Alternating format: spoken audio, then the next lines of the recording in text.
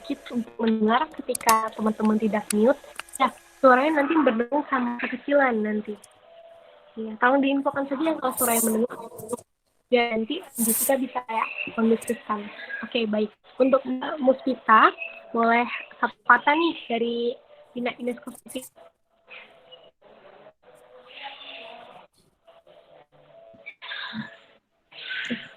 Kepada moderator Mbak Jessica ya. Ya. Kepada dia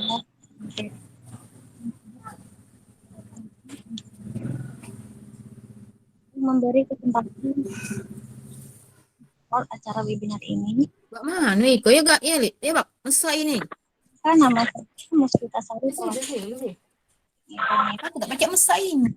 Ines Kosmetik adalah brand kecantikan lokal dari Indonesia yang berdiri sejak tahun 1998 dan sudah eksis selama 23 tahun.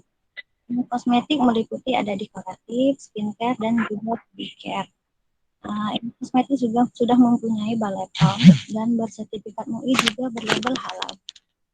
Memiliki wajah yang sehat adalah tujuan kita semua, membantu khususnya perempuan agar memiliki kulit sehat dan bebas dari segala permasalahan kulit. Ines Kosmetik punya solusinya yaitu Pure Gentle Makeup Remover dari cleansing water non bilas yang dapat mengangkat sisa makeup dan noda dalam sekaligus dan dapat melembabkan kulit wajah. Untuk lebih jelasnya, link kita ada di Lazada, Blibli.com, Tokopedia, dan juga Shopee ya. Bisa juga melalui download Play Store My Ines. Demikianlah pesan saya yang singkat ini. Terima kasih telah memberi kesempatan kepada Ines Kosmetik untuk mensupport. Salam sehat selalu, sukses buat kita semua. Assalamualaikum warahmatullahi wabarakatuh. Terima kasih Mbak Jessica. Baik, terima kasih nih untuk Mbak Ines. Ya, oke, baik. Selagi menunggu Bapak Dendi, kita bisa masuk terlebih dahulu ya, mungkin untuk menghemat waktu juga. Oke, untuk Bapak Edi, baik. Untuk Bapak Edi, apakah sudah bisa mendengar saya?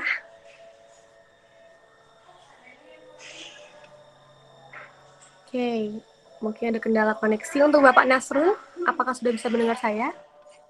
Bisa, Mbak Jessica. Iya, baik. Oke. Mungkin boleh perkenalan sekalian sapa-sapa dulu nih Pak. Sebelum ini perkenalan ke peserta-peserta kita nih Kak.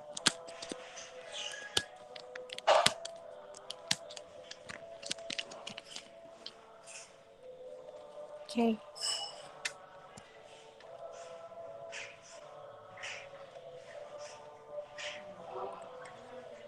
Ini untuk Pak Edi ya. Oke, ini untuk Bapak Edi. Ada pendidikan kompetensi. Ada riwayat jabatan juga. Baik, terima kasih. Terima kasih, Mbak. Iya, terima kasih. Oke, saya izin bertanya Pak. Ada beberapa pertanyaan nih yang dititipkan kepada saya. Oke, Ya. pertama, kita kan sekarang lagi berbicara soal mencegah radikalisme untuk anak-anak milenial ya. Nah, bagaimana nih kira-kira tanggapan Bapak tentang kasus radikalisme yang sudah masuk ke anak-anak milenial? Dan apa yang menjadi penyebab utama seperti itu? Radikalisme yang mudah masuk kepada anak-anak milenial. Bagaimana untuk tanggapan dari Bapak sendiri? Ya, terima kasih Jessica pertanyaannya. Iya, sama-sama. Assalamualaikum warahmatullahi wabarakatuh.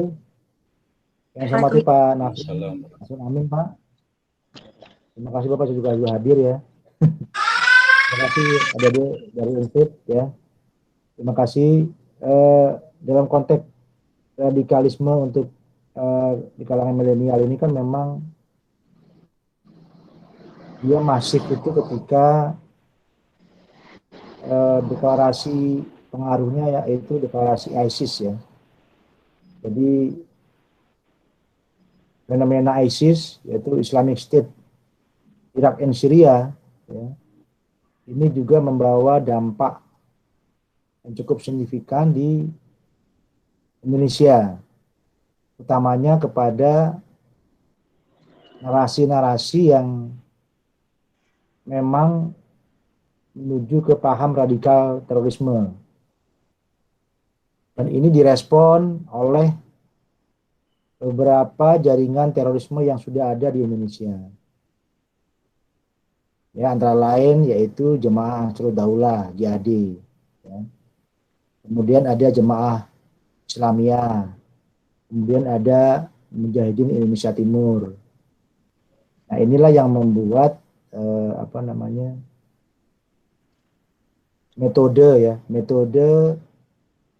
penyebaran paham radikal terorisme oleh ISIS ini melalui media, ya. Apalagi fatwa yang satu seruan ya, yang sudah dikeluarkan oleh pimpinan ISIS yaitu Abu Bakar al-Baghdadi. Ya. Ada dua yang menjadi fokus utama seruan ISIS itu adalah pertama, silakan simpatisan ISIS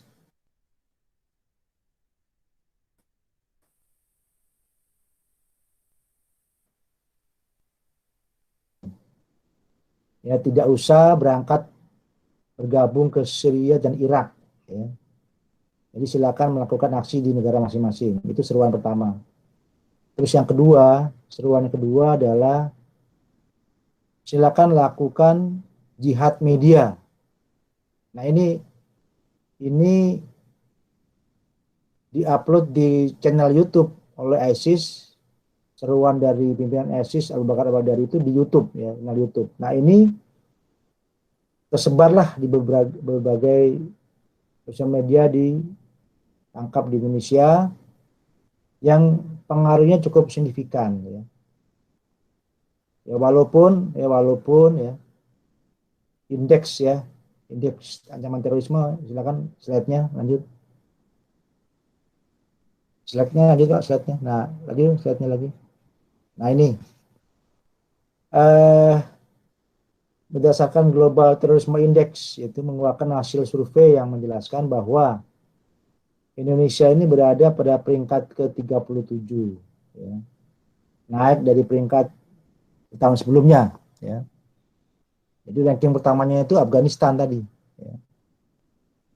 Nah, itu memang sampai sekarang Afghanistan ini masih konflik, ya.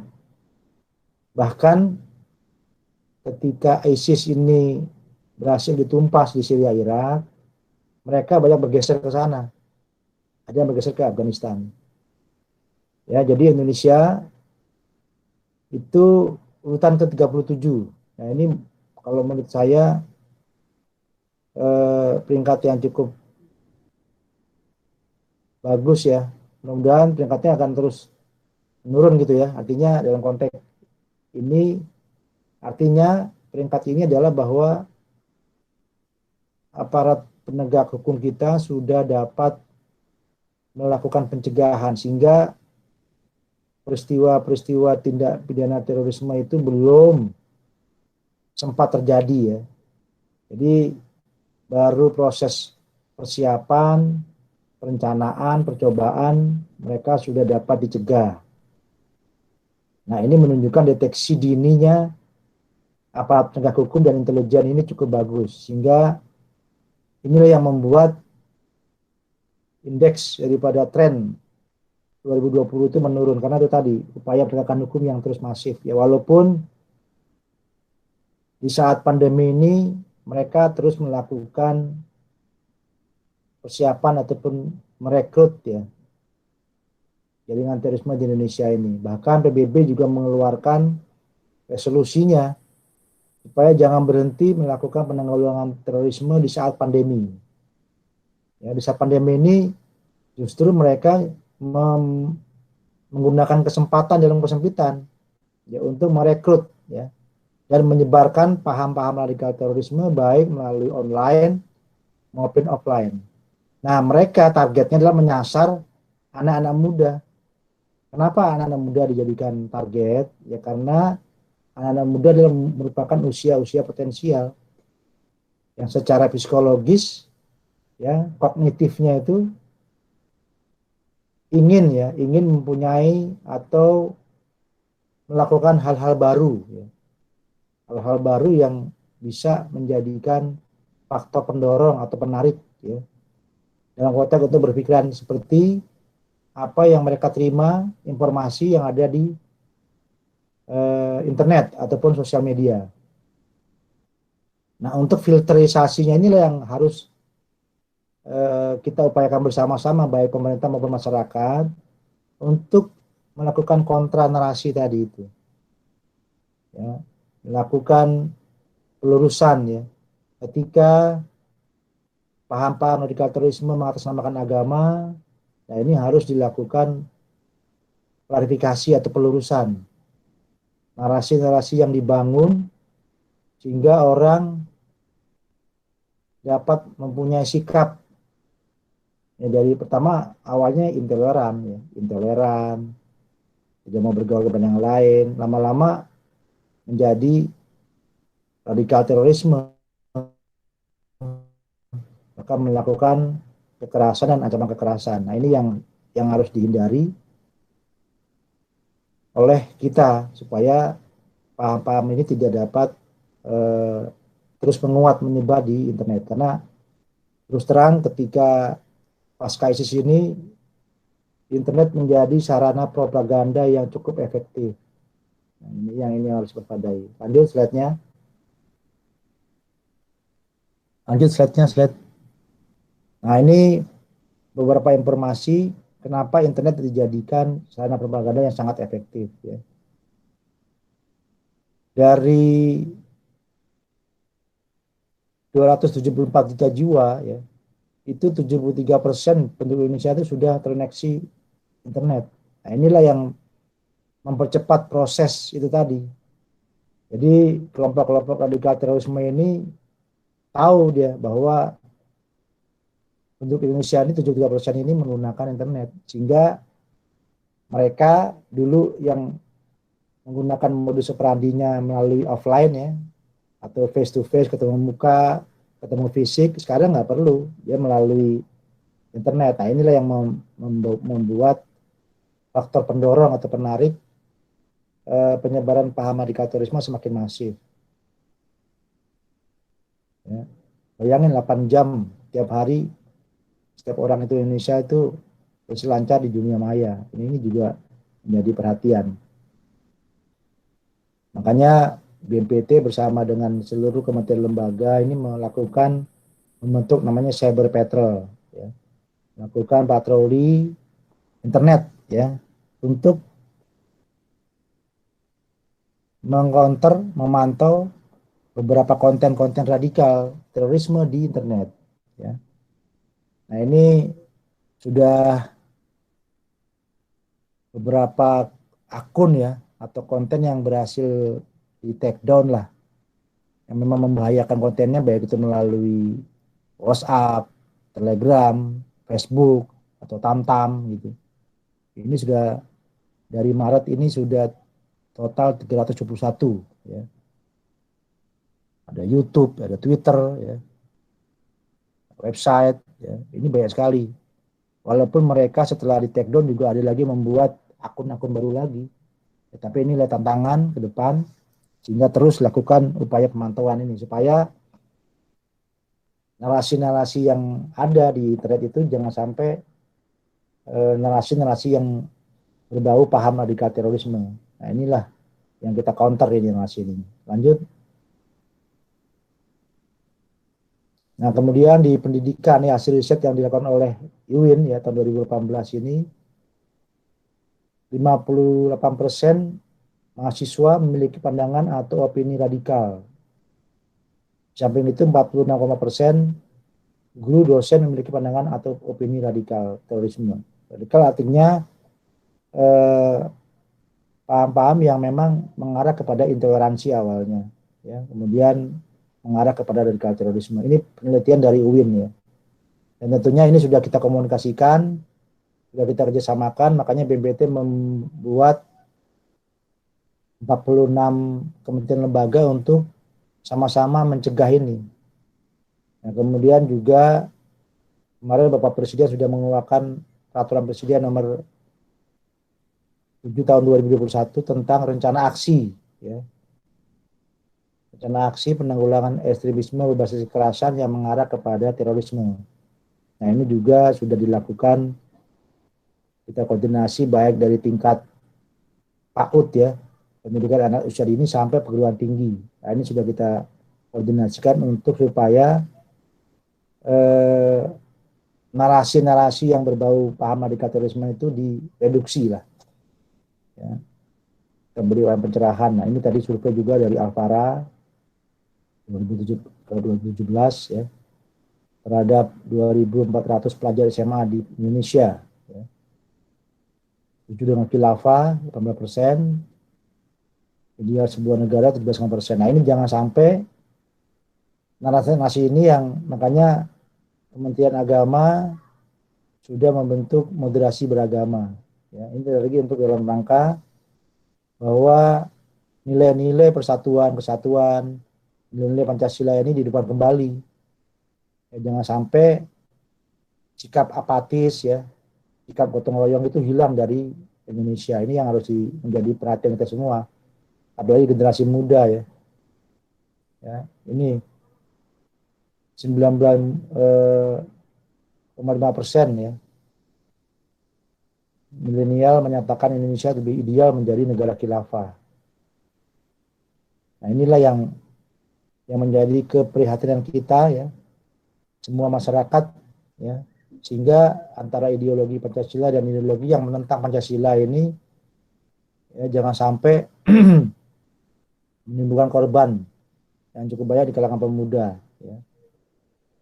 Nah, ini kita bandingkan potensi ancaman yang ada di negara kita saat ini ya, bahwa nilai-nilai yang terkandung di dalam Pancasila ini sekarang dicoba ya, untuk dilawan dalam konteks narasi-narasinya itu yang memang ideologi membangun ideologi anti Pancasila, yang ideologi kekerasan, radikal terorisme, konsep daulah Islamiyah, komunisme, separatisme, ekstrem kiri, ekstrem kanan, yang itu. Nah, inilah fenomena-fenomena ini yang berterbaran di internet ya, maupun di lingkungan masyarakat. Nah, inilah yang selalu menjadi perhatian untuk kita lakukan pencegahan ya, literasi dan edukasi. Nah, ini beberapa sesuai dengan tugas pokoknya BNPT ya, yang di dalam amanat Undang-Undang Nomor 5 2018, yaitu pemerintah wajib melakukan pencegahan. Pencegahan itu di dalam undang-undang itu ada 3, yaitu kesiapsiagaan nasional, kemudian kontra radikalisasi dan deradikalisasi. Nah, dalam konteks kesiapsiagaan nasional ini kan melalui pertama pemberdayaan masyarakat, yaitu menggugah ya peran serta aktif masyarakat untuk melakukan pencegahan. Nah, oleh sebab itu BNPT sudah membentuk ya, namanya FKPT, ya, Forum Koordinasi Pencegahan Terorisme di tingkat provinsi. Nah, FKPT ini adalah anggotanya terdiri dari masyarakat itu sendiri, artinya kita membangun kearifan lokal. Ya, misalkan di Jawa Barat misalkan, atau di Jawa Tengah gitu. Nah, jadi kita mengangkat tokoh-tokoh kearifan lokal itu menjadi pengurus FKPT itu. Jadi mereka melakukan penelitian, mencari akar masalah, kenapa kok bisa timbul intoleransi. Nah, inilah yang selalu dikedepankan ini. Makanya FKPT saat ini sedang melakukan terus upaya pencegahan, ya, membangun literasi, narasi, edukasi kepada masyarakat supaya jangan terpengaruh. Ya, kalau memang ada narasi-narasi yang jelas, coba ditanyakan. Nah, makanya juga BNPT juga membentuk namanya Satgas Pemuka Agama. Nah, ini untuk mengonter ini tadi itu. Jadi dalam teori teori kejahatan itu ada niat plus kesempatan baru jadi kejahatan. Nah, dalam konteks niat inilah yang sedang kita bangun untuk lakukan pencegahan. Jangan sampai orang berpikir yang tidak baik, apalagi berpikiran jahat ya. Ini harus kita cegah dengan tadi itu, membangun literasi dan narasi yang positif, sehingga niat untuk berbuat jahat ini tidak ada. Nah, dalam konteks kesempatan tadi supaya tidak ada kejahatan, nah proses kesempatan ini sudah dilakukan oleh Apgakum Jadi dalam konteks hulu dan hilirnya ini sudah dilakukan oleh Apgakum, ini sudah cukup baik. Jadi aparat penegak hukum dalam hal ini Densus 88 sudah bagus, bisa mencegah ya terhadap terjadinya sebuah tindak pidana terorisme. Nah, ini sudah dilakukan. Makanya tahun 2020 saja sudah menangkap 232 orang ya yang akan melakukan tindak pidana terorisme. Ya, dalam aksinya tidak dapat terjadi gitu. Nah, ini yang sudah dapat cegah. Nah, ini konteks dalam kesatuan nasional. Terus yang kedua, kontra radikalisasi. Nah, ini juga melakukan kontra narasi, kontra propaganda, dan kontra ideologi. Nah, kontra radikalisasi ini dilaksanakan kepada masyarakat yang memang rentan, ya, rentan terpapar paham radikal terorisme. Nah, itu tadi, makanya kami bersama dengan Kementerian Pendidikan dan Kebudayaan untuk mengisi kadang-kadang di tingkat tadi PAUD, SD, SMP, SMA sampai perguruan tinggi. Ya. Nah, ini terus kita bangun kerjasama ini supaya narasi paham radikal terorisme ini tidak terus menyebar. Ya. Kemudian juga membuat publikasi ataupun cetak buletin ya untuk sebagai panduan video. Kemudian kita melakukan dialog interaktif, workshop, sarsehan, ya untuk tadi sama-sama membangun beberapa permasalahan yang timbul untuk dipecahkan ya BNPT bersama masyarakat ya. Karena masalah intoleransi bagi masalah radikal terorisme ini menjadi permasalahan yang menjadi perhatian kita semua supaya jangan sampai Indonesia ini seperti Syria, seperti Irak ya. Kalau sudah hancur, aja sudah nyesel aja. Ya, peradaban, kebudayaan itu hilang sekejap ya. Kebudayaan, peradaban, sosial budaya, ekonomi semua hilang. Yang sengsara adalah masyarakat itu sendiri. Nah, ini sekarang kita lihat tuh di Timur Tengah terus bergejolak sampai saat ini. Ya. Dan kita alhamdulillah Indonesia masih bisa mendapat anugerah barokah dari Allah dan Tuhan Maha Esa. Sampai ini bisa dijaga walaupun ada problem-problem dinamika, yaitu ya merupakan konsekuensi yang tetap kita harus lakukan upaya perbaikan ya, ke depan. Yang penting niatnya baik gitu ya. Kemudian juga kita BNPT membawa pelatihan dan pembentukan duta damai di dunia maya. Nah, ini kita rekrut orang-orang anak muda ini. Ya, pembentukan duta damai di 4 provinsi, DKI, DI, Jogja, Sumatera, dan Sulawesi Selatan. Kemudian pembentukan duta damai di 6 provinsi lagi, Jawa Barat, Kalsel, Jawa Timur, Sumatera, Jawa Tengah, NTB. Kemudian lagi tahun 2018, Banten tambahan. Jadi sudah banyak nih duta damai di 13 provinsi. Ya, dengan 780 orang. Nah, ini mereka bermain di dunia maya untuk melawan narasi-narasi yang ada di cyberspace atau sosial media. Nah, kemudian juga membentuk duta damai di Asia Tenggara. Ya.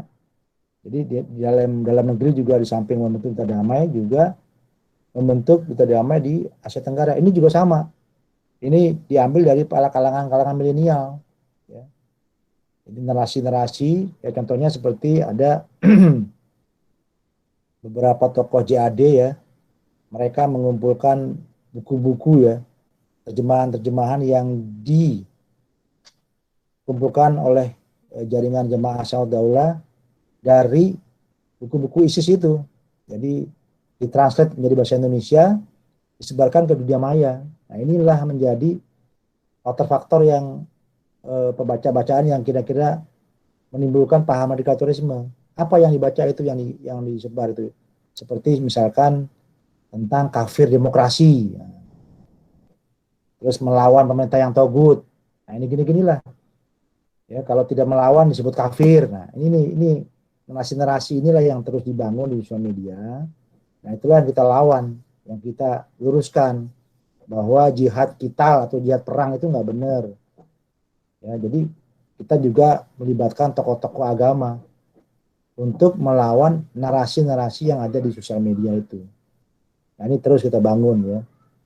Ya namanya usaha dan perjuangan, hasilnya mungkin ada yang langsung terlihat, ada pun yang nanti jangka panjang.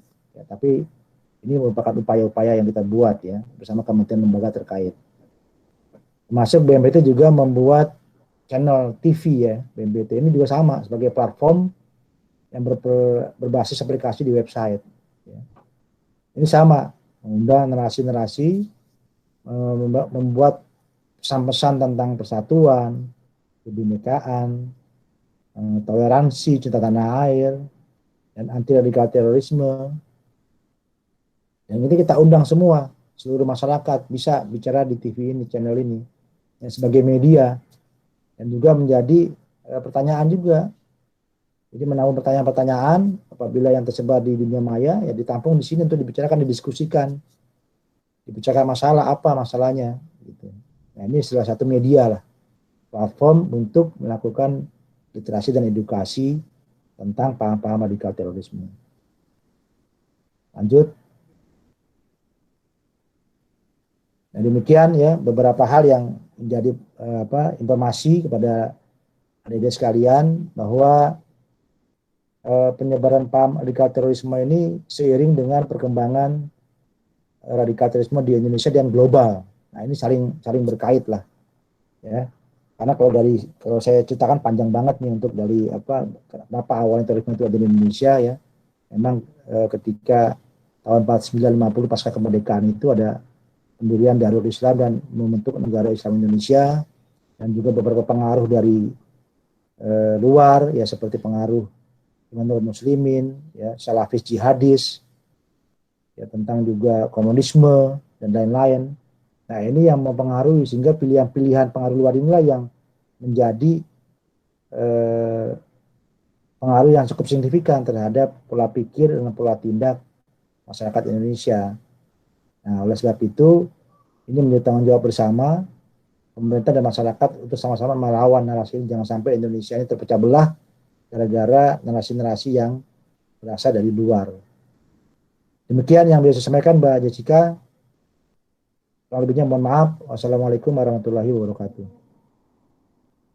Baik sekali ya Bapak yang sangat biasa untuk Bapak. Mungkin selanjutnya sebelumnya kata dulu nih, apakah Bapak sudah dapat mendengar? Oke, lagi. Apakah Pak Dede sudah hadir? Saya sudah hadirin. Oke. Kita langsung bertanya kepada Pak Nasrun. Baik, bicara soal mencegah radikalisme untuk anak usia milenial saat ini, Bapak sendiri ada kasus radikalisme sudah masuk untuk anak milenial. Dan apa yang menjadi penyebabnya bagi Bapak sehingga mereka itu bagaimana?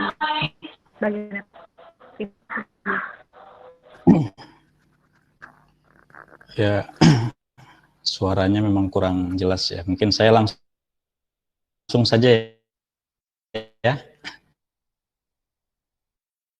Namo Buddhaya, salam kebajikan, selamat siang untuk kita semua. Mudah-mudahan pada siang hari ini kita diberikan kesehatan. Baiklah, yang saya hormati Bapak Brigadir Jenderal Edi Hartono dari BNPT, ya, kemudian Bapak Dedi Mauris, ya, salam kenal. Ya, selamat siang semuanya. Baiklah, saya akan menjelaskan ya berkenaan dengan mencegah radikalisme di kalangan milenial ini. Mudah-mudahan dalam waktu yang saya upayakan singkat ya. Jadi apa sebenarnya yang menjadi penyebab utama radikalisme mudah masuk kepada anak-anak milenial? Nah, sebelum membahas tentang apa yang menjadi penyebab utama anak-anak milenial mudah terpapar paham radikalisme, ada baiknya saya menjelaskan terlebih dahulu bahwa saya mungkin nanti lebih banyak berbicara radikalisme dalam perspektif agama Islam. Karena memang kapasitas saya sebagai ustadz ya, atau guru agama. Nah, saya sedikit ingin menceritakan pengalaman dahulu ketika saya masih remaja ya, ketika masih duduk di sekolah SMA ya. Karena pada dulu juga saya sering ikut kajian-kajian ini. Nah ini, waktu itu yang saya alami ketika tinggal di Bekasi Timur, ini kisah nyata ya yang saya alami. Tahun 1998 sampai 2000, ketika saya masih SMA, saya waktu itu SMA-nya di SMA Tambun ya, Bekasi. Nah terus terang saya pada saat itu sudah masuk dalam kategori terpapar sebenarnya. Terpapar virus radikalisme. Dan mungkin sedikit lagi bisa menjadi teroris. Kenapa? Karena pada saat itu saya sudah mulai ikut-ikut latihan bela diri. Ya. Saya masuk dalam kelompok yang namanya Pasukan Tentara Ababil. Yang pada saat itu rencananya akan dikirim ke negara Afghanistan. Yang mana pada saat itu sedang bergejolak ya, perang antara Sunni dan Syiah. Nah, apa pemikiran saya waktu remaja saat itu? Ketika itu saya berpikir bahwa keyakinan dan pemahaman yang saya anut ini adalah yang paling benar. Sedangkan orang lain itu saya anggap salah ya. Kami di pengajian itu anggap banyak yang tidak menjalankan syariat agama, terutama agama Islam ya. Nah, mula-mula tertanam di dalam pikiran saya melalui pengajian itu bahwa saya merasa sudah mengamalkan syariat, Al-Quran hadis, Al-Quran sunnah. Nah, sementara umat Islam lainnya saya anggap banyak yang sesat, mengamalkan bid'ah, ya, tidak ada contohnya dari Nabi, kemudian mengamalkan amalan khurafat, syirik, dan lain sebagainya. Dan kemudian pemikiran berikutnya yang diajarkan oleh ustadz-ustadz radikalis itu kepada saya, bahwa kondisi umat Islam saat ini sedang terzalimi. Jadi selalu digambarkan narasi di dalam video-video itu, bagaimana umat Islam terzalimi di Afghanistan, di negara-negara lainnya ya, termasuk juga di Indonesia ya katanya. Nah, di dalam narasi itu disebutkan apa? Siapa yang menzalimi itu? Yaitu konspirasi global Yahudi dan Nasrani. Katanya yang tidak menghendaki agama Islam ini bangkit. Ya, benar tidaknya kan tidak terbukti, tapi dulu ya seperti itulah gambarannya bahwa Islam dalam kondisi terzalimi. Lalu katanya mereka, orang-orang Yahudi dan Nasrani ini katanya bekerja sama dengan pemerintahan yang dianggap togut, kafir ya. Sehingga wajib kita jihad ya, melawan orang-orang seperti itu. Nah, tapi sekarang ya saya berpikiran bahwa dulu itu ternyata saya begitu polosnya dan begitu naifnya ya. Semudah itu saya meyakini sumber dari pengajian yang salah. Tetapi saya anggap ya yang salah itu tadi dianggap sebagai suatu kebenaran. Nah, oleh karena itulah menurut saya perlu membuka wawasan ya. Kita harus banyak membaca dari berbagai sumber. Sehingga pemahaman kita itu menjadi luas. Kemudian kita juga harus bergaul dengan berbagai latar belakang, bermacam-macam suku dan agama. Terutama di Indonesia ini ya, beragam suku dan juga agama. Sehingga supaya kita mengerti bahwa yang hidup di muka bumi ini bukan hanya satu macam agama saja. Bukan hanya satu macam etnis saja, tetapi sangat-sangat beragam. Nah, kembali kepada pertanyaan tadi, penyebab utama radikalisme itu mudah masuk di kalangan milenial, menurut saya, adalah kurangnya wawasan keagamaan. Dan juga kurangnya wawasan kebangsaan. Itu yang pertama. Yang kedua, sikap merasa paling benar sendiri. Merasa paling suci. Orang lain salah. Nah, jadi dua sebab inilah yang menjadi faktor orang yang bersikap ya. Pertama intoleransi, kemudian lebih lebih tinggi lagi radikalisme, kemudian yang terakhir ke tahapan terorisme. Nah, itu menurut pengalaman yang saya alami. Nah, orang yang kurang dalam wawasan keagamaan dan juga wawasan kebangsaan, nah ini sekarang banyak sekali guru agama yang salah ajar. Ini saya teliti. Ciri-cirinya itu mudah saja ya. Kalau dia itu gemar menyalah-nyalahkan golongan lain, mudah mengatakan sesat dan kafir kepada orang yang tidak sepaham dengan dia, maka itulah tahapan intoleransi. Lalu kemudian menjadi radikal, lalu sedikit lagi menjadi teroris. Nah, tentu saja kita ya, dalam meyakini agama yang kita anut ya, sebagai agama yang benar, itu boleh dan memang justru harus, supaya keyakinan kita kuat. Tetapi kalau sudah menganggap diri paling benar dan paling suci, kemudian menyalahkan orang lain, mengkafirkan orang lain, nah ini salah satu ciri ya, tahapan, nah itu terbuka ya orang itu untuk menjadi teroris. Jadi hadirin sekalian, kalau ada guru agama yang mengajarkan tentang ketakutan-ketakutan dan rasa kebencian terhadap sesama, maka itu layak untuk kita tinggalkan. Kenapa? Karena ketakutan dan rasa kebencian itu bukanlah sifat dasar kita sebagai manusia, tetapi itu sesuatu yang diajarkan. Nah, sudah dapat dipastikan bahwa orang yang mengajarkan itu ya, rasa ketakutan, kebencian, itu sudah kehilangan rasa cinta. Kemudian perlu juga adanya wawasan kebangsaan. Artinya setiap kita ini sebagai warga negara harus kita itu mencintai bangsa kita sendiri, negara kita sendiri. Karena mencintai negara itu adalah bagian dari iman. Itu ada hadisnya, ada dasarnya. Jadi kalau ada guru atau tokoh agama yang mengajarkan membenci berlebihan kepada pemerintah, itu juga salah satu ciri-cirinya. Ya, kita tidak sepakat dengan pemerintah boleh, tidak suka dengan pemerintah boleh. Tetapi kalau sudah membenci dengan berlebihan, nah itu udah ciri-cirinya. Kemudian didoktrin bahwa katanya hormat bendera itu haram. Itu saya alami dulu. Pancasila dan Undang-Undang Dasar 45 itu katanya produk kafir. Pemerintahan ini tagut, kafir, dan sebagainya. Nah, orang-orang seperti inilah sebenarnya bibit-bibit radikalisme yang selangkah lagi menjadi teroris. Bahkan mereka rela ya melakukan bom bunuh diri yang katanya diyakini sebagai jihad. Nah, ini pemahaman yang sangat salah. Kemudian mengenai pemahaman agama ya di kalangan milenial. Kalangan milenial saat ini bukan hanya kurang akan pemahaman agama kalau menurut saya. Bahkan walaupun beragama juga banyak yang berwawasan sempit.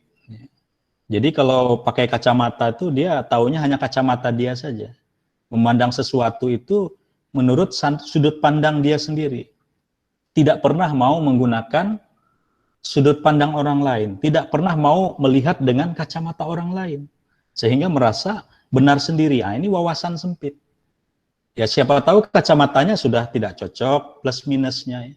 Sehingga kita perlu ya menggunakan sudut pandang orang lain. Nah, tujuan dari agama itu sendiri adalah membimbing kita, meningkatkan akhlak kita, dan meningkatkan kerohanian kita. Makanya semua agama itu adalah prinsipnya mengajarkan habluminallah wa habluminannas. Itu di dalam Islam seperti itu. Bahwa hubungan kita dengan sesama manusia harus baik, ya, hubungan kita dengan Allah Ta'ala harus baik. Dua-dua ini tidak bisa ditinggalkan. Jadi bohong sekali apabila ada orang mengatakan, saya orang beriman, saya orang bertakwa, tetapi hubungannya dengan sesama manusia, dia berlaku zalim. Dia tidak baik terhadap tetangganya. Dia menyakiti saudaranya. Dia membunuh saudaranya yang tidak berdosa. Nah, tujuan kehidupan kita, kalau menurut agama-agama, sebenarnya adalah tujuannya yaitu kepada Tuhan. Karena kita diciptakan oleh Tuhan, ya, kita harus mengabdi kepadanya, beribadah kepadanya, dan pasti kita juga akan kembali kepadanya.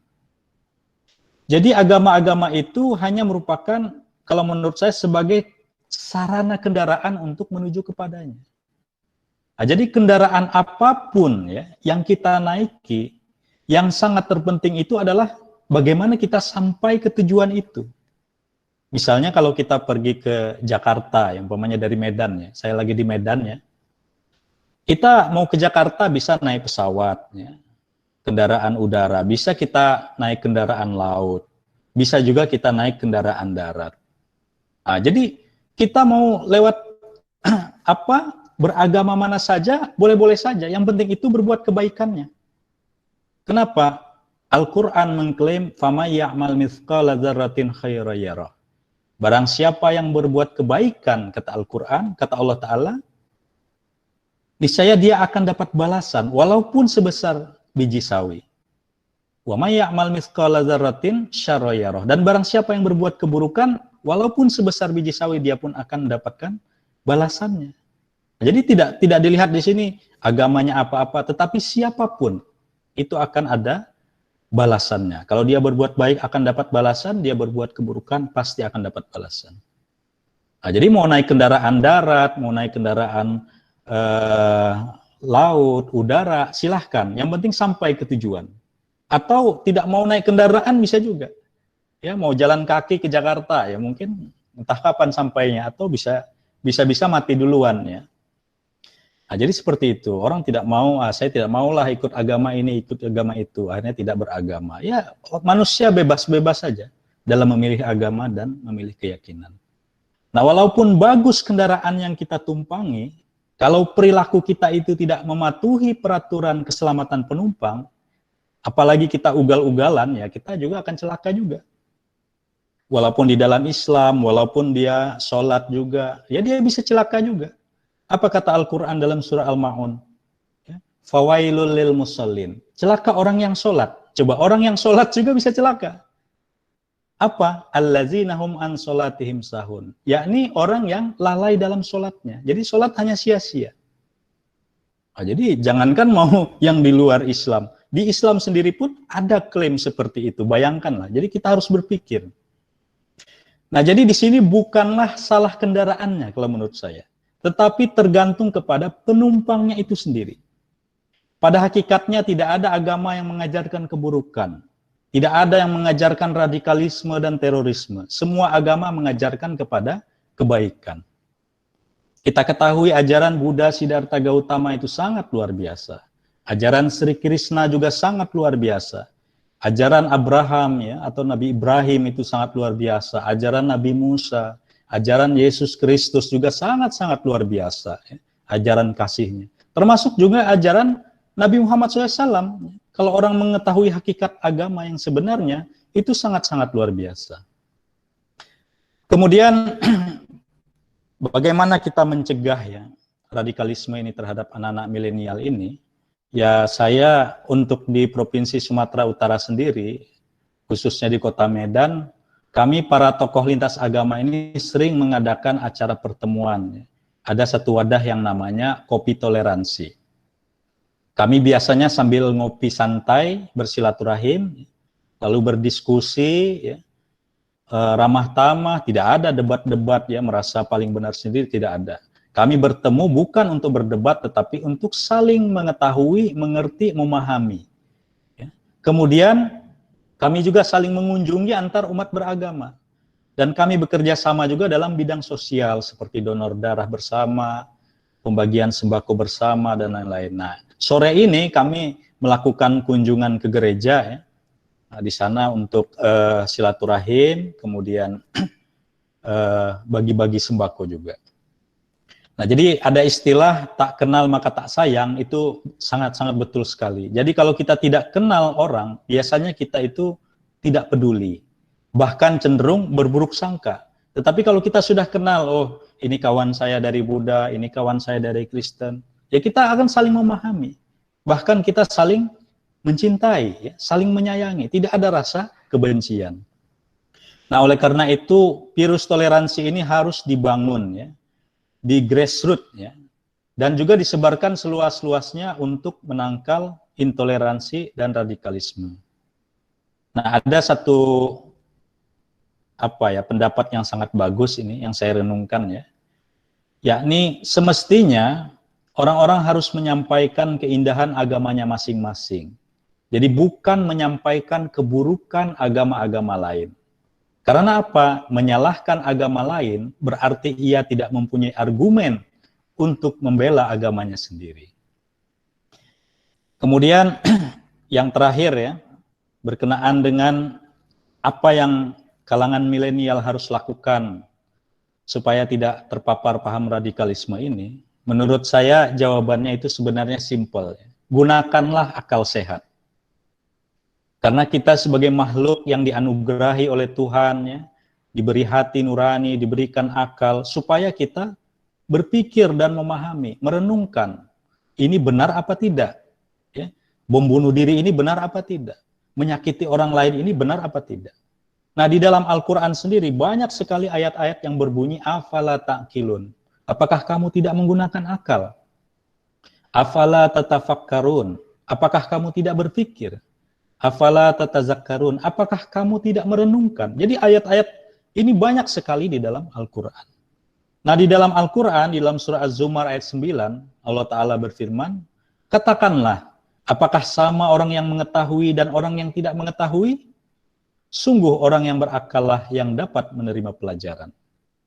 Jadi agama itu bertujuan supaya manusia menjadi baik, bukan menyuruh untuk menjadi buruk atau berbuat buruk. Coba kita gunakan akal sehat dan nurani kita. Ya. Apakah kalau orang ngebom bunuh diri itu perilaku yang baik atau perilaku yang jahat? Pasti hati dan akal nurani kita, ya, hati nurani kita mengatakan ini tidak benar. Artinya, kalau ada orang yang mengajarkan untuk berbuat sesuatu keburukan yang mana sangat bertentangan dengan akal sehat dan nurani kita, maka pasti itu suatu ajaran yang salah. Jadi kalaupun dia melandasi perbuatan buruknya itu dengan mengutip dalil-dalil agama, pasti dia salah dalam memilih guru agama. Salah di dalam menggunakan dalil-dalil agama. Orang-orang seperti ini adalah kaum-kaum tekstual, ya. Tidak kontekstual. Mereka kurang, ya. Itu banyak sekarang disebut sumbu pendek.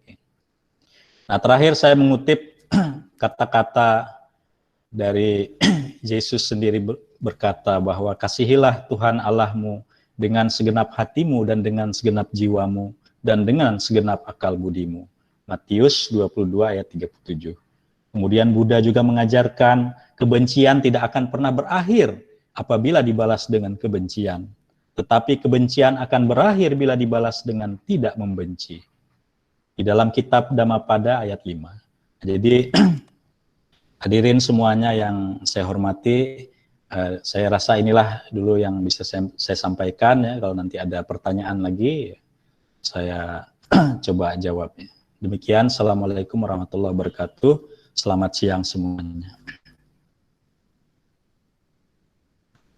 Baik, terima kasih untuk Pak Nasrun. Oke, baik. Selanjutnya kita boleh langsung ke Bapak Dendi. Apakah Bapak Dendi sudah hadir sebelumnya? Ya, saya sudah hadir.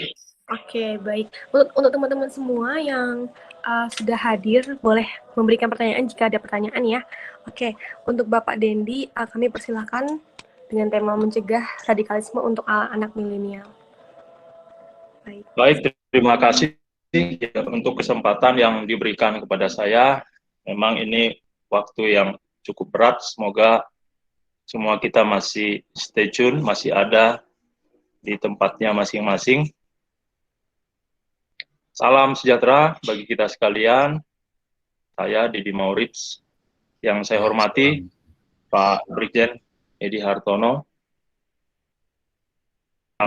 dan begitu juga dengan Pak Ustadz Nasrun.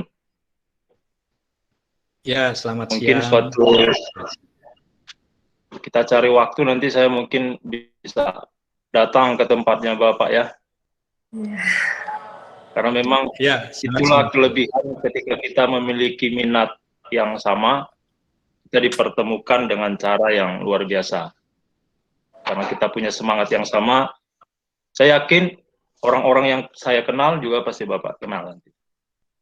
Karena kita punya satu tujuan yang sama gitu Pak. Betul, betul. Oke, langsung saja apa yang sudah disampaikan oleh Pak Ustadz tadi mungkin semacam pengulangan tapi dituliskan, didokumentasikan dalam bentuk PowerPoint. Beliau berbicara tentang pengalaman, tapi saya mungkin agak lebih teoritis sedikit. Ya,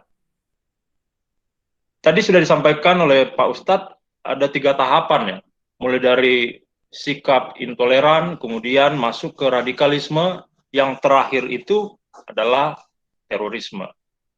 Jadi secara pengertiannya, radikalisme itu adalah paham atau aliran yang menginginkan perubahan atau pembaharuan sosial ataupun perombakan secara besar-besaran dengan kekerasan atau drastis.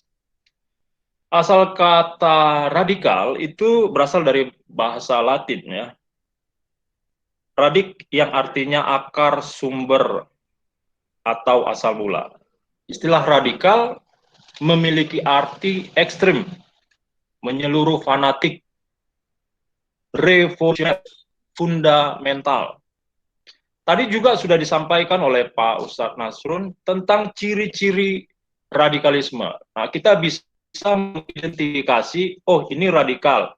Ini sesuai dengan teorinya bahwa radikal itu mengarah seperti yang akan saya jelaskan ini. Jadi kita dengan mudah bisa mengidentifikasi karena seringkali juga nanti akan saya paparkan bagaimana anak-anak muda ini, kaum milenial ini sering sekali hanya menelan mentah-mentah apapun yang mereka terima. Jadi untuk kita bisa membedakan, contohnya mana uang asli atau uang yang palsu, kita memang harus memberitahu ciri-ciri dan lain sebagainya. Saya sampaikan ini mungkin bisa bermanfaat untuk kita sekalian.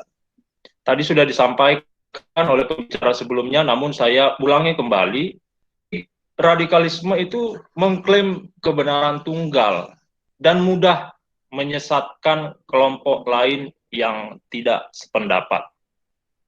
Dan kemudian juga mudah mengkafirkan orang lain yang berbeda pendapat dengannya. Lalu ciri yang berikutnya adalah berlebihan dalam beragama yang tidak pada tempatnya. Seringkali hal-hal yang sekunder itu lebih dikedepankan daripada hal-hal yang primer atau yang paling utama. Jadi hal-hal yang sebenarnya ada hal yang sangat penting, yang kurang penting. Jadi hal-hal yang kurang penting ini ditonjolkan dan kemudian tanpa melupakan hal yang paling utama atau yang paling penting tadi. Lalu kita bisa melihat ciri-ciri yang berikutnya itu mereka itu biasanya kasar dalam berinteraksi, keras dalam berbicara, dan emosional dalam menyampaikan dakwah-dakwahnya. Ya, kita bisa lihatlah bagaimana sering kali berseliweran di media sosial kita ya. Nah, indikasi bahwa radikalisme telah menyasar kaum milenial sebagaimana topik yang sedang kita bahas pada sore hari ini.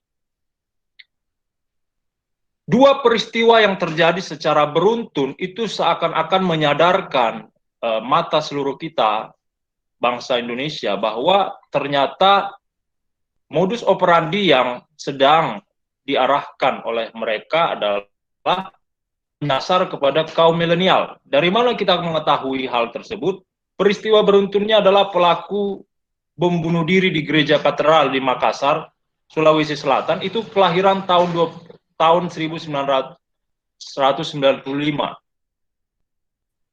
Mereka berusia pasangan itu 25 dan 26 tahun.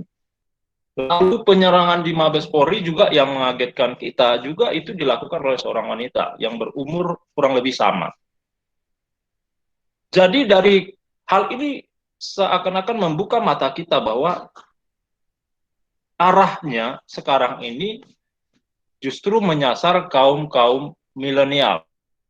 Dan kemudian Pak Brigjen tadi sudah menyampaikan data-data yang valid tentang fakta-fakta yang terjadi di Indonesia pada waktu terkini tentang gerakan radikalisme dan lain sebagainya. Saya hanya memaparkan sedikit, ternyata survei yang saya kutip, 80% milenial rentan, sekali lagi saya harus bawahi, rentan terpapar radikalisme. Kita coba membahas tentang kenapa milenial ini menjadi begitu rentan terpapar radikalisme. Pasti ada alasannya. Nah, sebagaimana yang sudah diungkapkan, disampaikan tadi, bahwa media sosial itu menjadi inkubator dari radikalisme. Internet ini ibarat pedang bermata dua, tergantung kepada siapa yang menggunakannya untuk apa kepentingannya. Ketika dia mau mempergunakan untuk hal yang positif, itu dipakai mempermudah komunikasi, menambah wawasan, kreativitas, dan sebagainya. Namun ketika media sosial itu dipergunakan untuk hal yang negatif dan melakukan tindakan perbuatan melawan hukum, pada akhirnya yang terjadi adalah media sosial dipergunakan untuk menebar fitnah, hoax, kebencian, melakukan tindak kriminal, penipuan, pornografi, dan lain sebagainya. Hingga kepada penyebaran paham radikalisme. Nah, pertanyaannya sekarang, kita ini sudah lihat ya, indikasinya sekarang bahwa milenial itu rentan terpapar radikalisme. Dari mana kita bisa melihat indikasinya cara masuk paham-paham radikal ini kepada kaum milenial? Slide berikutnya. Karena ya berbeda pandangan, ada yang memasukkan saya ke dalam kelompok milenial, tapi ada juga yang sudah di ujung-ujungnya begitu. Tapi setidaknya saya bisa memahami apa yang dirasakan, dialami oleh kaum milenial pada masa sekarang ini. Kita bisa lihat karakteristik milenial yang hidupnya sangat bergantung dengan akses internet. Apalagi selama pandemi, penggunaan internet otomatis meningkat. Mereka dibatasi dengan berbagai peraturan, sehingga banyak aktivitas yang akhirnya dikerjakan di rumah, dan aktivitas berselancar di media sosial itu dipastikan menjadi sangat tinggi. Karena memang generasi milenial ini adalah generasi yang unik, ya. Bagi mereka, tanpa gadget itu tidak ada kehidupan. No gadget, no life. Dan kemudian milenial ini juga suka sesuatu yang serba instan, yang serba cepat. Memang fenomena yang terjadi hari-hari ini, kita memang harus menerima kenyataan bahwa memang generasi ini sedang ada di hadapan kita. Lalu, sehubungan dengan pandemi yang terus terjadi dan faktor-faktor lain, ada banyak waktu luang yang tidak dimanfaatkan dengan baik, sehingga pada akhirnya ini mempermudah pintu masuk dari gerakan radikalisme untuk bisa mempengaruhi kaum milenial. Nah, yang berikutnya yang mau saya sampaikan, bagaimana? Apakah pemerintah serius menangani radikalisme? Saya sih melihat bahwa perangkat yang dimiliki oleh pemerintah itu sudah sangat memadai. Ada BNPT, ada BIN, ada BPIP, dan didukung oleh aparat keamanan yang lain, Densus dan sebagainya. Dan kalau kita perhatikan, mereka terus perkembangan modus operandi baru yang dilakukan radikalisme, gerakan radikalisme. Tadi sudah dipaparkan oleh Pak Brigjen bahwa terus diadakan beberapa cara yang mereka lakukan, kontra narasi, kontra propaganda, kontra ideologi, sosialisasi, melakukan patroli cyber, itu adalah upaya-upaya yang dilakukan oleh pemerintah. Dan kemudian tadi juga sudah disampaikan bagaimana Kementerian Agama mensosialisasikan moderasi beragama. Ini satu istilah baru yang mungkin bisa saya jelaskan kepada kita, bahwa moderasi beragama itu sikap atau cara pandang mengurangi kekerasan atau menghindari keekstreman dalam praktek beragama. Jadi kita mempraktekkan cara beragama yang moderat, menghargai keberagaman, hidup di antara sesama umat beragama yang lain, dan menghindari sikap-sikap yang ekstrim, menjauhi kekerasan-kekerasan sebagaimana yang ditawarkan oleh orang-orang yang bergerak dalam gerakan radikalisme. Kita masuk ke poin yang berikutnya, alasan milenial bisa terpengaruh radikalisme. Nah, ini saya bahas dari sisi psikologi, ya, bahwa kaum milenial, anak-anak muda ini ada satu kebutuhan di dalam dirinya, yaitu kebutuhan jati diri. Mereka mencari jati diri, mereka membutuhkan eksistensi, sehingga gerakan-gerakan radikalisme ini, karena mengetahui kebutuhan akan hal tersebut, pada mencoba untuk mendekati anak-anak muda dan melakukan penyebaran paham dengan membumbui menggunakan narasi-narasi heroisme, bahwa sekarang ini situasi sudah tidak benar. Tatanan sosial yang ada harus dibenahi, generasi muda itu harus tampil sebagai pembawa perubahan, sebagai juru selamat yang mengubah keadaan. Tapi permasalahannya, cara yang dilakukan yaitu melakukan dengan cara aksi teror, itu yang kita tidak sepakat. Lalu dari sisi psikologis, milenial ini lebih mudah didoktrin. Milenial labil. Karena generasi milenial tidak banyak tanggungan, sehingga mereka punya keberanian lebih dan lebih emosional, berpikir pragmatis untuk mencapai sesuatu. Bisa dibayangkan kalau karakter seperti ini berada di tangan yang salah. Mereka melakukan perbuatan-perbuatan yang merugikan orang lain, merugikan bangsa dan negara tanpa berpikir panjang. Jadi memang kondisi seperti ini diketahui oleh gerakan-gerakan radikalisme dan kemudian mereka mempengaruhinya. Lalu berikutnya, tadi juga sudah singgung, memang kecenderungan tidak berpikir kritis, menelan mentah-mentah, tidak melakukan cek dan recheck. Sikap intoleran seringkali muncul kepada generasi yang tidak kritis. Kebetulan saya juga adalah seorang pendidik yang memang profesi waktu yang lalu sebagai praktisi pendidikan. Permasalahan di dunia pendidikan kita adalah seringkali peserta didik tidak dilatih untuk berpikir kritis. Dan ini yang memang harus mulai kita benahi, bahwa kita harus menerima perdebatan berpikir kritis itu seringkali memang dianggap bukan kultur kita, kira-kira seperti itu. Tapi kita tidak berpikir kritis, semua yang ada kita terima dan kita telan mentah-mentah. Harusnya agama itu mengatur yang kurang baik, yang tidak teratur menjadi lebih baik, lebih teratur. Tapi kenapa kok bisa saya mempercayai satu ajaran di mana saya diminta untuk melakukan tindak kekerasan, merugikan orang lain, membunuh, dan lain sebagainya, itu adalah sikap-sikap yang berpikir kritis, mencoba untuk mengelaborasi, mempertanyakan kembali tentang sesuatu yang dia terima. Lanjut.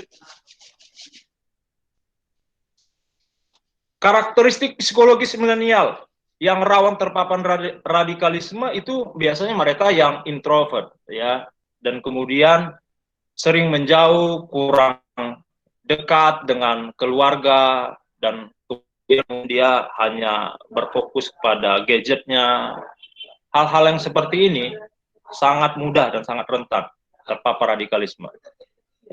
Next. Nah, problemnya di sini ketika mereka dicuci otaknya sehingga mereka diberikan pemahaman tidak perlu berjihad ke Suriah. Cukup lakukan itu di negaramu masing-masing. Nah, ketika mereka sebagai anak-anak remaja, pemuda yang tidak berpikir panjang, didorong untuk melakukan hal itu, dampaknya akan sangat besar bagi negara kita. Lanjut. Ciri-ciri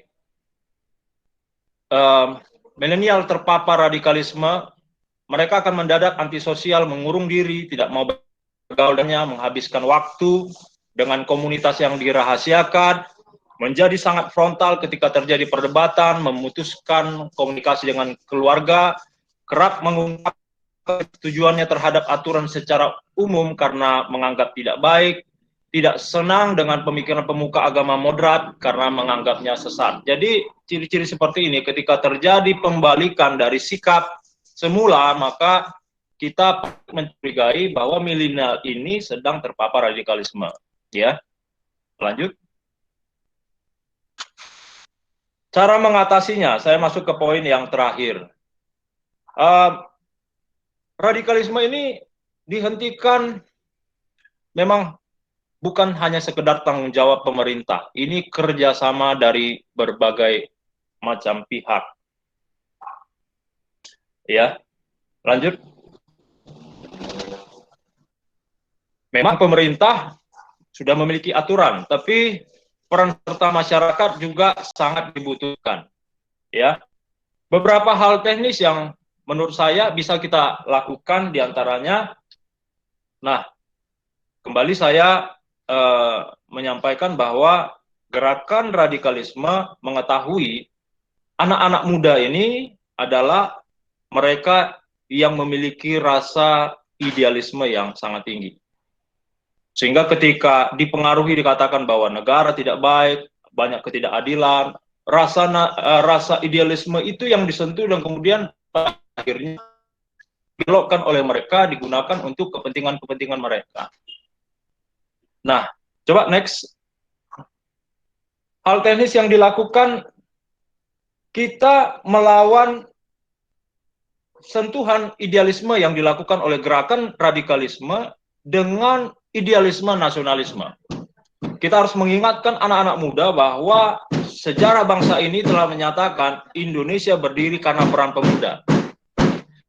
Kemudian kita juga harus mengemas ya, ajaran Pancasila dengan cara-cara yang kreatif sehingga anak-anak muda itu mau belajar bahwa apa yang telah diajarkan oleh pendiri bangsa kita itu merupakan warisan yang sangat berharga yang harus digali kembali namun disesuaikan dengan konteks terkini. Sehingga anak-anak muda itu senang belajar Pancasila. Pancasila dibumikan, Pancasila dibuat menjadi down to earth, menjadi lebih aplikatif, lebih nyata, bukan hanya sekedar teori-teori atau doktrin belaka.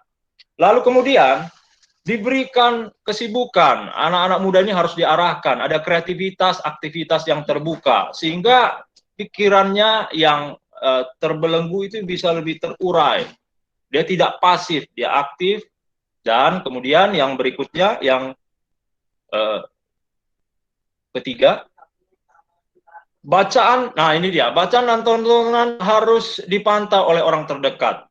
Siapa yang paling bertanggung jawab di rumah? Saya meyakini adalah ibu. Dan mungkin kalau dibandingkan dengan ayah, ya ibu yang lebih banyak di rumah. Orang tua yang paling paham perilaku anaknya, orang tua harus mengetahui apa yang sedang dibaca oleh anaknya, apa yang sedang ditonton oleh anaknya, karena memang saya juga pernah mendapati kasus seperti itu. Anaknya berubah, tapi ternyata setelah dicek, dia telah menonton video-video yang agak menyimpang dan pada akhirnya segera dilakukan upaya untuk menyelamatkan anak ini. Ya, 80% datanya. orang Indonesia itu senang dengan tayangan-tayangan video dari YouTube mencari konten-konten religi. Jadi kehausan, rasa antusiasme itu begitu besar. Dan yang berikutnya, kita harus menjawab kebutuhan anak-anak muda. Nah, perhatikan, tokoh-tokoh radikal. Sebenarnya, nanti Pak Ustadz juga pasti bisa menyampaikan bahwa jika dibandingkan dengan tokoh-tokoh yang moderat, itu sebenarnya keilmuan mereka kurang. Tapi mereka punya kemampuan untuk mengkomunikasikan dengan bahasa yang renyah, yang menyenangkan, yang menarik. Jadi kalau dibandingkan tokoh contoh ya, Islam moderat, contohnya orang mereka radikal, anak-anak muda lebih senang karena mereka merasa lebih energik gitu. Padahal sebenarnya isi keilmuan yang dimiliki oleh pendakwah moderat ini itu sangat luar biasa. Ya, jadi masyarakat Indonesia ini sekarang sedang lapar, dibutuhkan pendakwah-pendakwah yang mampu menyesuaikan diri dengan kondisi zaman dan tidak boleh kalah dengan mereka-mereka yang menjadi penyebar paham radikalisme. Yang terakhir, melakukan virtual kontra radikalisme. Ya, mengapa website Islam moderat kurang diminati? Mungkin juga ini yang perlu kita renungkan. Mungkin karena terlalu berat atau terlalu rumit untuk dipahami oleh mereka. Sementara karakteristik generasi milenial seperti yang saya sampaikan tadi, mereka itu mau yang simple, yang instan, yang gampang, mudah dicerna. Jadi seharusnya situs keagamaan harus mulai berbenah. Kira-kira seperti itu. Tidak bertele-tele menyampaikan dalam konteks kekinian sesuai dengan kebutuhan anak-anak muda milenial, supaya ada kontra radikalisme penyeimbang di dunia maya. Jadi mungkin itu dulu yang bisa saya sampaikan. Nanti kalau berkembang melalui tanya jawab bisa kita lanjutkan. Terima kasih.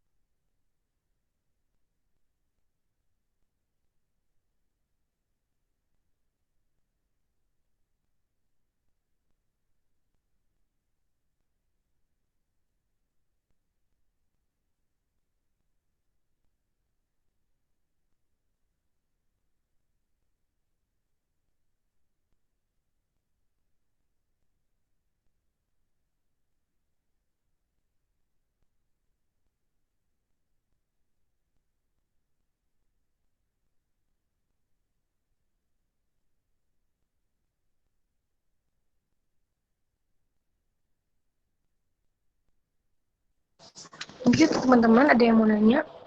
Yang mau nanya boleh langsung di kolom komentar ya.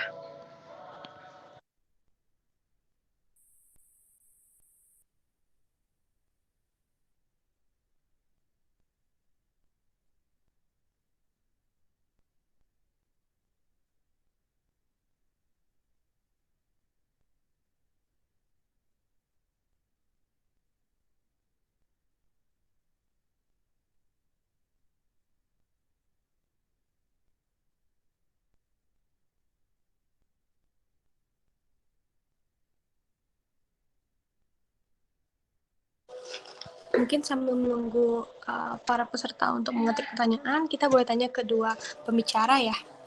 Oke, ada yang titip pertanyaan ini, tanggapan kedua pembicara terhadap pelaku teroris itu bagaimana? Mungkin boleh dimulai dari Bapak Dendi terlebih dahulu. Ya. apakah suara saya sudah terdengar? Ya, bagaimana sih pendapat Bapak tentang pelaku teroris? Ya, bagaimana sih pendapat Bapak terhadap pelaku teroris saat ini? Mungkin boleh dimulai dari Bapak dulu. Ya, pelaku terorisme, sebagaimana yang kita ketahui bahwa negara melakukan berbagai tindakan kepada mereka, ya penegakan hukum sudah pasti, dan kemudian saya sepakat sebenarnya dengan program deradikalisasi yang dilakukan, bagaimana supaya pelaku-pelaku teror ini bisa sadar, dan kemudian mereka bisa kita gunakan sebagai duta anti terorisme untuk menyampaikan pandangan baru bahwa teroris, ajaran yang dianut oleh para teroris itu adalah ajaran yang keliru. Jadi, upaya deradikalisasi yang dilakukan oleh pemerintah dengan menempatkan kembali para teroris ini sebagai mitra negara untuk menyadarkan orang-orang yang selama ini sudah terpapar radikalisme dan siap untuk melakukan gerakan terorisme, itu bisa disadarkan kembali. Jadi mungkin secara singkat itu dulu yang bisa saya sampaikan. Terima kasih.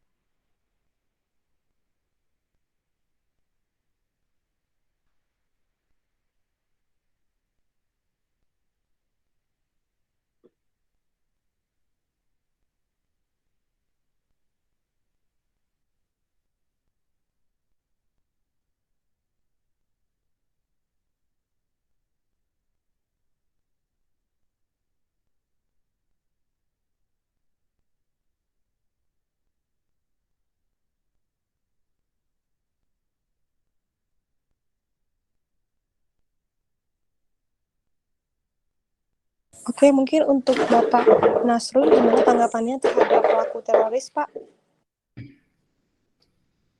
Ya, memang pelaku terorisme ini boleh dikatakan tidak punya hati ya, karena kalau sudah melakukan teror, apalagi terjadi banyak korbannya, itu tidak berpikir lagi bahwa yang jadi korban itu adalah orang-orang yang tidak berdosa ya. Yang mana orang-orang yang belum tentu ada kaitannya dengan penghinaan terhadap agama dan lain sebagainya. Contohnya saya ingat waktu terjadi bom Bali, itu 200 orang lebih yang meninggal pada saat itu, pada saat terjadi bom Bali. Itu sangat-sangat luar biasa. Korbannya bukan hanya laki-laki atau orang dewasa, bahkan kaum wanita dan juga termasuk anak-anak. Nah, jadi teroris ini kalau saya analisa, banyak orang mengatakan katanya ini karena ketidakadilan. Tapi kalau saya lihat sebenarnya bukan masalah ketidakadilan pangkal utamanya. Pangkal utamanya adalah paham atau keyakinan yang salah. Karena kalau masalah ketidakadilan, dari dulu setiap orang itu selalu menuntut, selalu menuding yang berkuasa tidak adil. Dulu di zaman Nabi Muhammad ya ada satu golongan yang menuding, wahai Nabi Muhammad ya, wahai Rasul, berbuat adillah. Coba bayangkan ya. Nabi saya seorang utusan wujud suci disuruh berbuat adil juga. Jadi berbuat adil tidak bagaimana apakah seorang utusan Tuhan tidak berbuat adil? Jadi seperti itulah.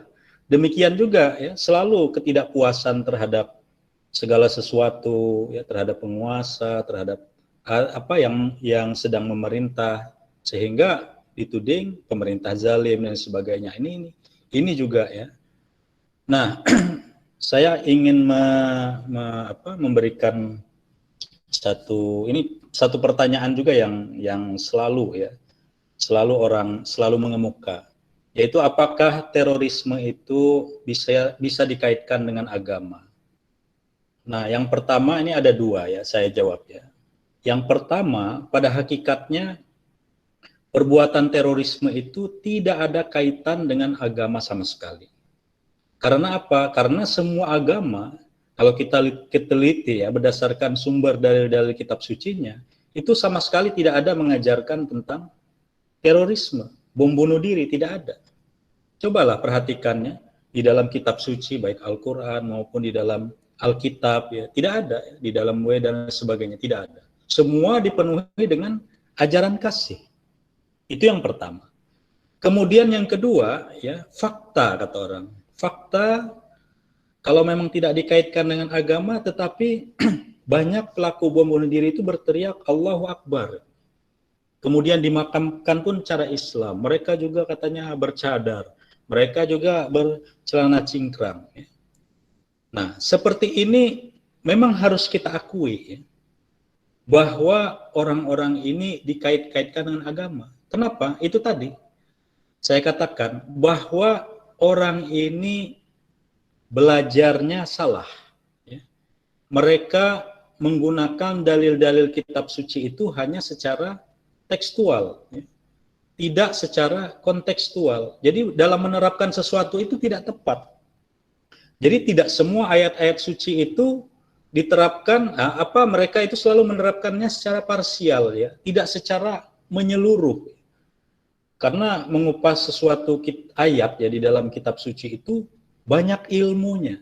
Jadi tidak hanya satu macam saja. Melihat situasi dan kondisi kepada siapa ayat atau dalil itu diturunkan, dalam kondisi seperti apa, apakah dalam kondisi perang, apakah dalam kondisi aman. Nah, itu harus berbeda penerapannya dan tujuannya apa, seperti itu, ya. Nah, jadi orang yang selalu mengambil ayat-ayat atau dalil agama ini bisa salah kalau hanya secara tekstual. Contohnya, ya, di dalam Al-Quran ada berbunyi begini, faman kana fi hazihi a'ma fahuwa fil akhirati a'ma. Jadi barang siapa yang buta di dunia ini, maka di akhirat juga dia akan buta. Coba, kalau teks ayat ini hanya secara tekstual saja dipahami, dimaknai. Nah, di mana keadilan Tuhan kalau begitu? Sudahlah dia rugi buta di dunia, apakah di akhirat dia juga buta? Nah, jadi akan salah nanti di dalam memaknai suatu dalil, suatu ayat. Yang dimaksud di sini adalah barang siapa yang buta rohaninya ketika di dunia ini, maka di akhirat dia menjadi orang yang buta. Maksudnya ya buta juga, orang yang tuna ilmu, tuna pengetahuan dan sebagainya. Saya rasa perbuatan teroris ini merupakan musuh bersama, ya, common enemies. Ya. Jadi bukan agama tertentu, yang jelas ini adalah kejahatan yang sangat luar biasa. Jadi mudah-mudahan negara kita, negara Indonesia ini kedepannya menjadi negara yang aman, ya, walaupun bagaimanapun kita ya sebagai warga negara ya yang berpaham, mengerti ya mengenai terorisme ini, berusaha kita untuk menyadarkan mereka, memerangi mereka itu dengan cara jihad, menyadarkan mereka. Harus banyak melakukan diskusi-diskusi yang membuka wawasan pemikiran mereka. Ya, dasar apa yang mereka gunakan, bagaimana kita menjelaskan ya dasar atau dalil-dalil yang mereka gunakan itu. Jadi saya kira itu yang dapat saya sampaikan. Terima kasih.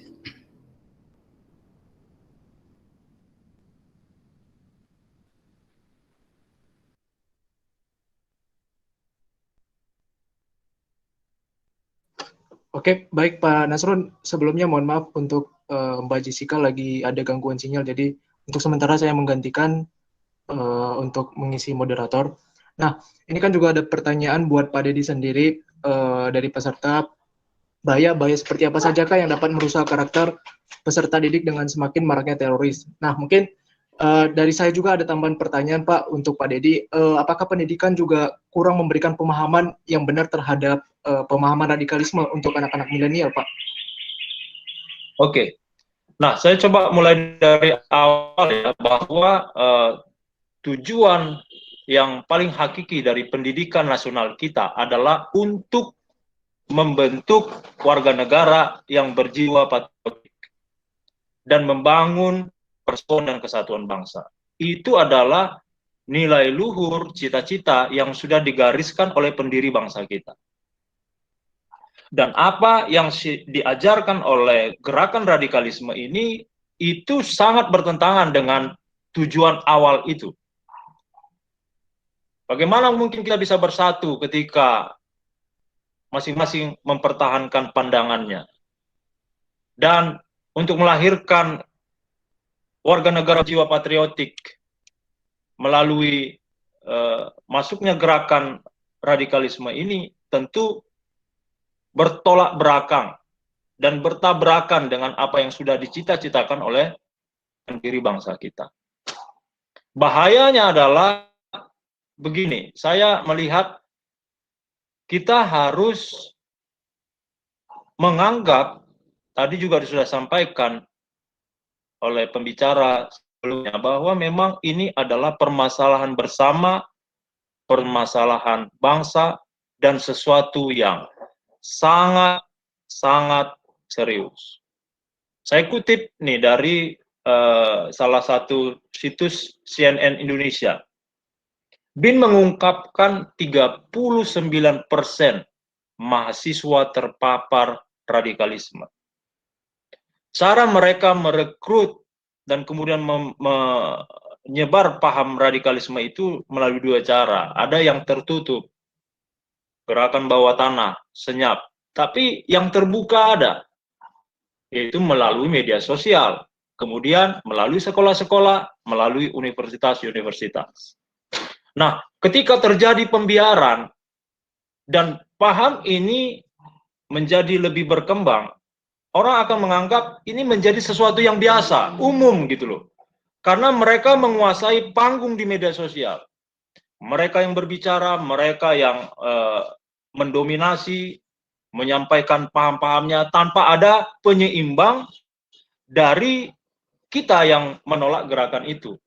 Sehingga sesuatu yang salah akan dianggap menjadi benar, karena terus-menerus diungkapkan, terus-menerus kita dengar, terus-menerus disampaikan, menjadi sesuatu yang lazim. Yang salah itu jadi benar. Sehingga anak-anak muda ini akan merasa bahwa ya itu lumrah. Karena kita sedang melakukan tindakan membela agama misalnya. Meskipun sampai harus mengorbankan orang lain, nyawa orang lain, keselamatan bersama, kepentingan umum, dianggap hal yang lumrah.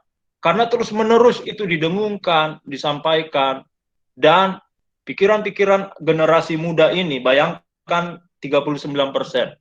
Kalau ini tidak segera dibenahi, sekian puluh persen saja, separuh saja dari antara mereka berhasil menduduki posisi-posisi penting di pemerintahan.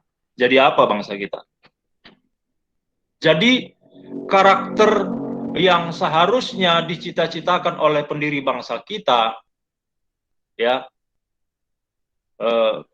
Ki Hajar Dewantara, bagaimana munculnya manusia Indonesia yang menghargai, bermanfaat, bukan hanya bagi sesamanya, tapi bagi bangsa-bangsa lain.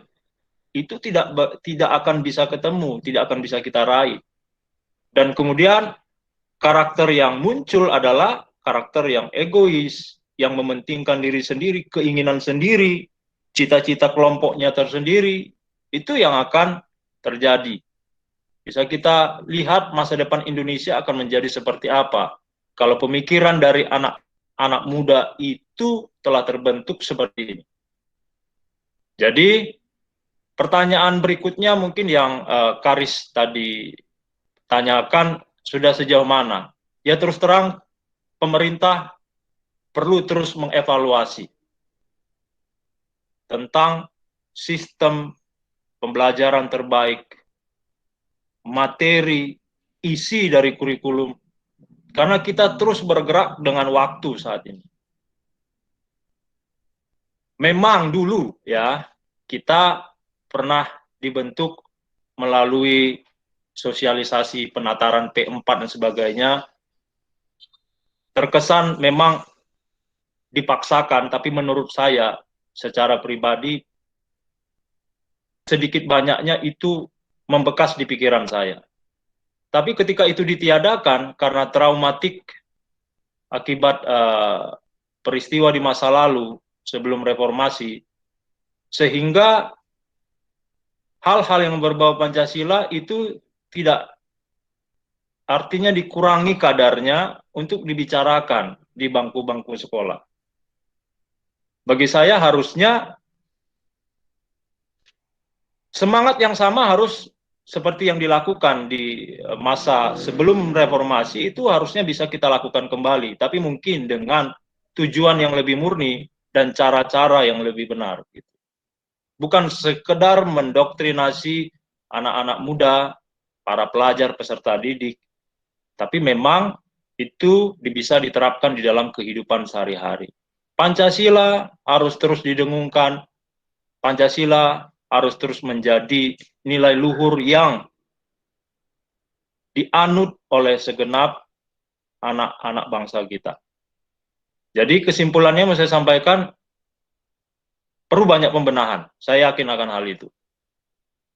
Karena di sekolah mereka mendapat asupan yang kurang tentang Pancasila. Di luar sekolah, di rumah, mereka dihajar dengan berbagai macam ajaran-ajaran yang menyimpang dari Pancasila. Dan ketika dilakukan pembandingan, mereka lebih memilih untuk mempercayai apa yang mereka lihat, mereka tiru, mereka baca yang di luar sekolah itu. Jadi, menurut saya masih perlu banyak pembenahan. Mungkin itu dulu yang bisa saya sampaikan.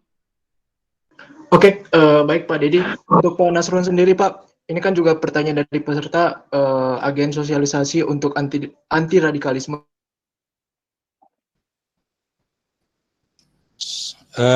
Saya rasa ini lebih tepat, ini pertanyaan ini ditujukan ke Bapak Brigjen Dedi ya. Apa beliau udah tidak ada ya? Karena ini pemaparan beliau tadi. Agen sosialisasi anti teroris, karena saya belum menguasai ya, karena memang pemerintah ini sebenarnya yang harus menjawab ya. Kalau kita lihat ya gimana ya Pak, untuk pemuka agama sendiri Pak, pasti dong ini ada keterlibatan pemuka agama di dalam anti radikalisme sendiri. Mungkin dari pemuka agama sendiri Pak, kurang maksimalkah di dalam memberikan pencegahan terhadap anak-anak milenial untuk radikalisme ini Pak? ya, terus terang saja kalau analisa saya belum maksimal ya. Ya nyatanya kenapa kalau saya perhatikan contohnya ya, kalau di kalangan milenial ini hampir rata-rata di lembaga di kampus-kampus, terutama kampus yang Islam ya seperti UIN, di mana-mana itu saya perhatikan ada lembaga dakwah kampus ya, itu rata-rata dikuasai oleh kaum radikalis. Ya. Itu saya perhatikan sendiri. Ya, rata-rata yang jadi pengurusnya itu orang-orang HTI sebagainya. Walaupun sekarang mereka tidak menyebut HTI ya. Rata-rata hampir begitu. Kemudian juga banyak sekali para penceramah, para ustadz ini tidak memahami tentang agama ya secara luas. Kalau saya perhatikan seperti itu. Penyebabnya itu. Jadi orang yang mengarah ke radikalisme ini seperti yang saya katakan tadi adalah orang-orang yang menggunakan dalil tekstual kebanyakan. Mereka tidak punya ilmu memahami tafsirnya, sebab-sebab turunnya ayat itu, sebab-sebab hadis itu disabdakan kapan, di mana, dalam kondisi apa, ditujukan ke siapa. Nah, jadi banyak ustadz-ustadz yang tidak memahami itu sehingga ya itu tadi mudah berfatwa, mudah mengatakan haram, mudah mengatakan sesat, tapi ilmunya kurang. Nah, kalau orang yang ilmu luas ya, memahami segala-galanya itu tidak mau mengkafirkan, tidak mau mudah mengatakan sesat. Contoh umpamanya ulama kita di Indonesia seperti Quraisy Shihab. Nah, itu kan luar biasa beliau. Tidak pernah keluar dari mulut beliau golongan ini sesat, golongan ini kafir sebagainya, tidak. Nah, yang sangat disayangkan ini kritik saya ya. Di MUI sendiri banyak ya golongan-golongan yang sebenarnya dikuasai oleh ustadz-ustadz ya malah berafiliasi dengan HTI. Contohnya Ustadz, nggak perlu saya sebut ya, nanti tersinggung pula, bahaya ya. Nah, jadi seperti itulah ya mungkin ya untuk pertanyaan itu. Dan mungkin tadi kan Bapak sudah bilang bahwa dari pemuka agama sendiri kurang maksimal di dalam memberikan pemahaman tentang pencegahan radikalisme, dan juga ada ikut keterlibatan mungkin dari tahu kinerjanya MUI dan yang di bawah seperti apa. Kenapa? Coba diulangi lagi Pak Heru.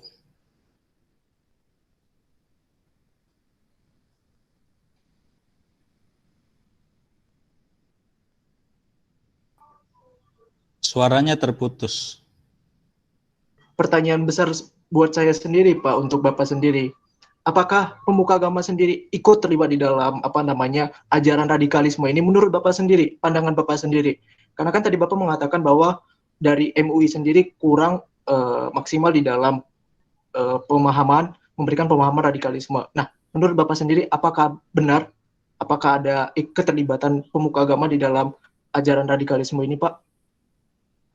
Ya, untuk yang lalu-lalu ya memang seperti itu kalau saya perhatikan. Kalau masa sekarang saya perhatikan di pemerintahan Jokowi ini banyak juga pengurus MUI yang diganti ya, yang pemikirannya terlalu keras dan sebagainya. Mungkin para hadirin yang di sini yang mengetahui perkembangan, terutama berita-berita ya di Twitter sebagainya, kita maklum lah ya siapa saja oknum-oknum yang di MUI yang sekarang udah diganti dan sebagainya. Tapi di akar rumput sendiri, karena negara kita ini sangat luas ya, 270 juta lebih penduduk Indonesia, itu tidak semudah itu kita menangkal ya, tidak cukup ya. Pemuka agama mungkin ada yang bagus ya, moderat pemikirannya, tetapi ada juga yang boleh dibilang apa ya, jumut ya. Jumut itu istilahnya sudah kurang luas gitu pemahaman agamanya. Banyak juga yang seperti itu. Dan mudah-mudahan program pemerintah tentang sertifikasi para ulama, dai, ustadz ini mudah-mudahan bisa dilaksanakan ya oleh pemerintah. Saya rasa itu yang dapat saya sampaikan. Nah, kembali lagi untuk Pak Dedi sendiri, Pak. Ini kan juga saya membaca di berita bahwa Pak Menteri Pendidikan Kebudayaan sudah bertemu dengan Ibu Mega untuk membahas pendidikan di dalam Pancasila sendiri. Mungkin menurut Bapak sendiri, apakah pemerintah sudah telat di dalam memasukkan pelajaran Pancasila untuk mungkin mencegah ajaran radikalisme, Pak?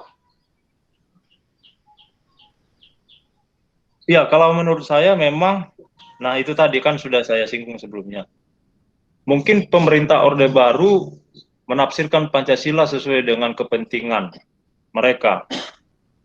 Sehingga pada akhirnya di masa reformasi ada tanda kutip traumatis yang dialami. Dan terjadi perubahan secara drastis, meniadakan sama sekali waktu itu, ya, contoh seperti penataran P4 itu. Dan kemudian apa yang disampaikan kebetulan saya juga mengajar ya dulu di sekolah dasar, sekolah menengah pertama. Saya temukan bahwa isi dari pelajaran PKN itu nggak seperti isi waktu saya waktu saya belajar PMP itu. Di mana di pelajaran PMP di sekolah dulu, waktu saya masih siswa sekolah dasar, sangat menekankan toleransi antar umat beragama, itu nempel sampai sekarang. Tapi di kurikulum yang sekarang ini, saya tidak melihat sebagaimana yang sudah pernah saya lewati dulu. Sehingga menurut saya memang perlu banyak pembenahan di mana ajaran Pancasila sebagaimana yang tadi saya sampaikan, itu bisa kita ejawantahkan ke dalam konteks kehidupan berbangsa dan bernegara, secara khusus untuk anak-anak muda, di mana mereka merasa bahwa Pancasila ini memang betul-betul bermanfaat bagi mereka dan kemudian bisa diterapkan. Bukan hanya teori-teori yang sulit untuk dimengerti. Jadi Kalau pertanyaannya apakah pemerintah terlambat, well, saya bilang mungkin ya, tapi lebih baik terlambat daripada tidak sama sekali.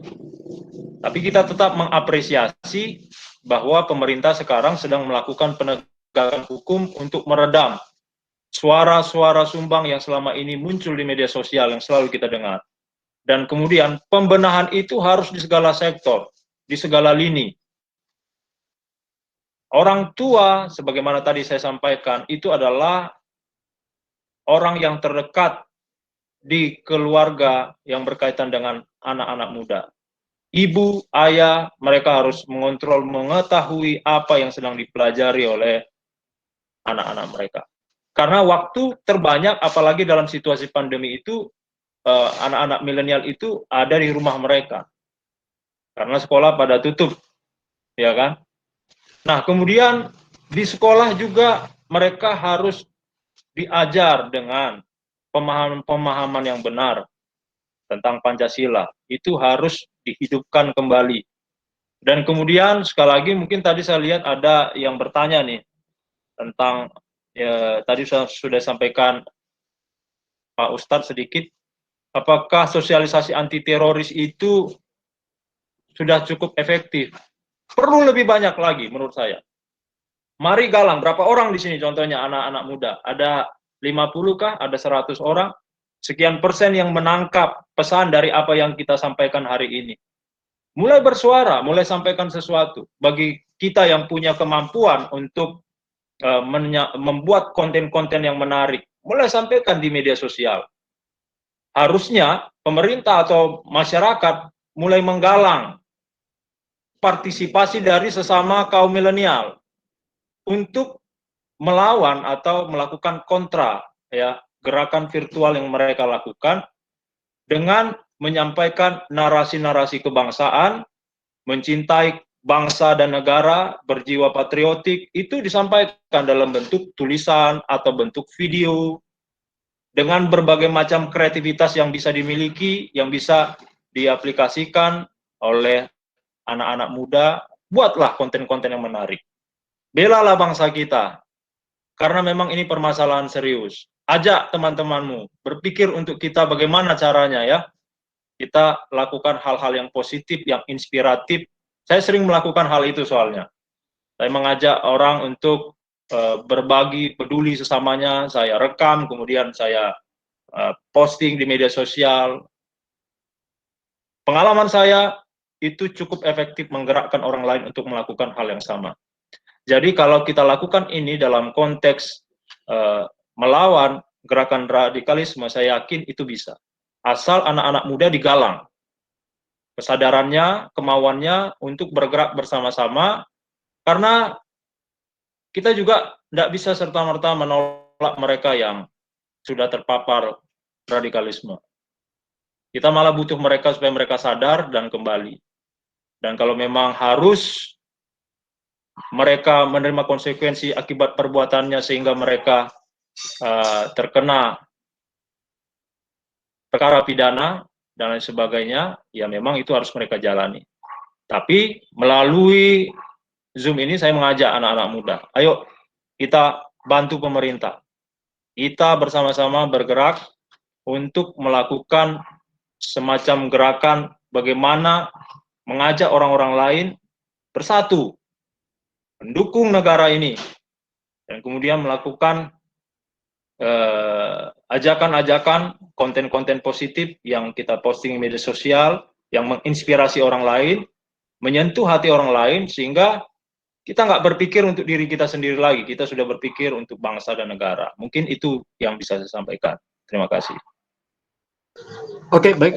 Untuk Pak Nasrun, kembali lagi Pak. Ini kan juga Bapak sebagai pemuka agama, mungkin pengaruh dari pemuka agama sendiri sangat tinggi Pak untuk anak-anak muda bisa ikut ajaran radikalisme, dan juga ini ada pertanyaan dari peserta, mungkin dari praktek ibadah yang dilakukan, apakah bisa dikatakan radikal karena mungkin menuding bahwa itu kafir, atau mungkin menyalahkan praktek ibadah yang dilakukan mungkin orang lain itu berbeda. Nah, mungkin Bapak bisa menjawab pertanyaan-pertanyaan itu Pak. Ya, jadi kalau masalah perbedaan dalam praktek ibadah ya, selama itu berbedanya dalam hal yang bukan pokok ya, misalnya tentang sholat ya, dia sholatnya masih 4 rakaat zuhur umpamanya, asarnya masih 4 rakaat, masih sama juga, maghrib 3 rakaat, isya 4 rakaat, subuh 2 rakaat, masih sama, masih oke umpamanya. Tetapi kalau sholatnya yang aneh-aneh umpamanya ya, jungkir balik dan sebagainya, nah seperti itu memang udah di luar ini, di luar tuntunan. Tetapi dalam hal yang kecil ya, berbeda sedikit apakah orang itu pakai kunut atau tidak kunut, terus mudah menyalahkan, yaitu salah, ini salah, apalagi sampai mengkafirkan.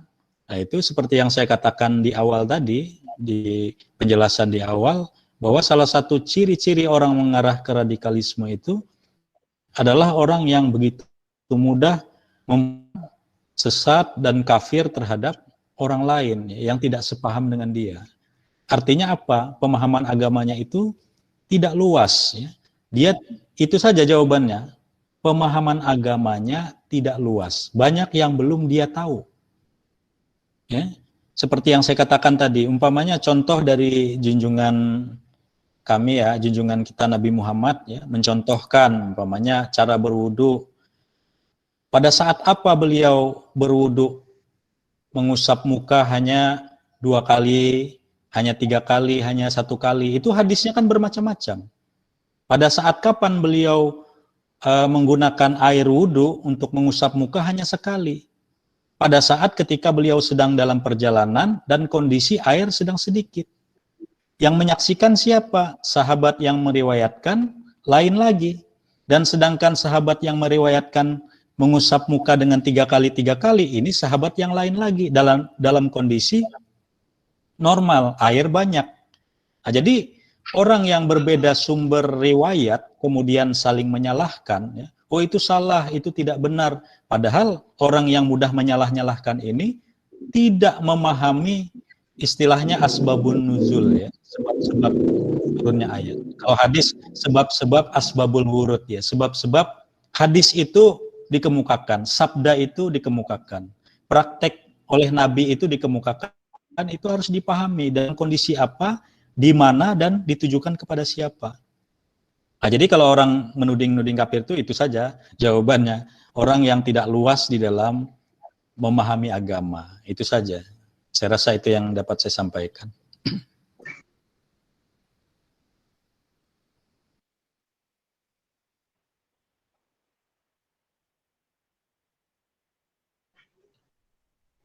Dan mungkin Pak Nasrun, Pak, tadi Bapak belum menjawab pertanyaan dari saya sendiri, bahwa mungkinkah pemuka agama sangat tinggi, Pak, untuk dipengaruhi, maksud saya seperti pemuka agama dapat mempengaruhi anak-anak milenial sangat tinggi sekali, Pak, untuk radikalisme ini?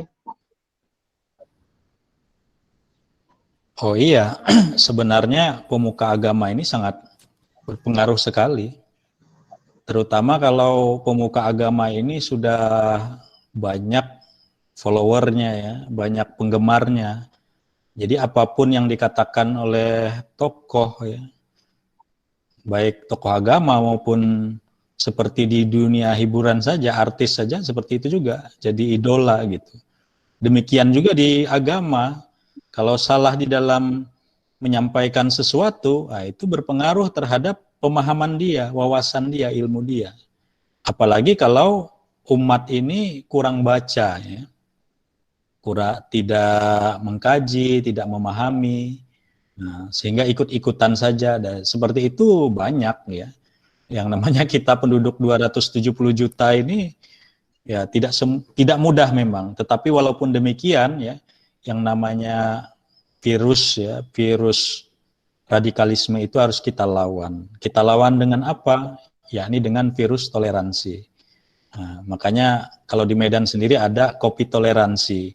Jadi kami walaupun tidak semua ya merambah ke semua wilayah, tetapi setidaknya ya membuka wawasan dari orang-orang yang selalu ikut berdiskusi dengan kita sehingga mereka memahami segala sesuatu dan bisa menyampaikan lagi kepada orang yang tidak mengetahui ya, dasar umpamanya kesalahan jihad ya, jihad atas nama agama ya, bom bunuh diri ya. Itu kan pemahaman yang sudah salah kaprah, kacau balau ya. Kalau bom bunuh diri dianggap jihad, dasarnya apa? Contoh dari Nabi Muhammadnya ada apa tidak? Kan tidak ada seperti itu. Nah, jadi kenapa sampai orang berpikiran seperti itu? Nah, itu harus dikaji, harus didiskusikan. Oleh karena itu peran pemuka agama ini sangat penting. Dan saya tidak bisa meneliti ya, mungkin pihak BNPT yang lebih paham berapa banyak ulama yang moderat, berapa banyak ustadz atau ulama-ulama yang sudah terpapar jadi radikal. Memang seharusnya yang lebih kompeten menjawab ini adalah BNPT biasanya yang punya data. Saya rasa itu yang dapat saya sampaikan.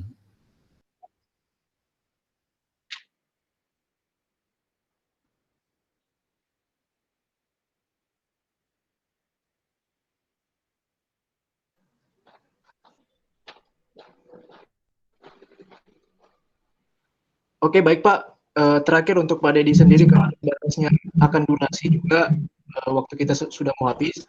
Mungkin Pak Dedi sendiri boleh memberikan catatan buat pemerintah sendiri, mungkin juga kepada BNPT, juga kepada Kapolri yang baru dilantik kemarin, Pak. Ada nggak sih catatan penting buat Bapak sendiri, buat pemerintah kita di dalam penanganan radikalisme, khususnya untuk anak milenial sendiri?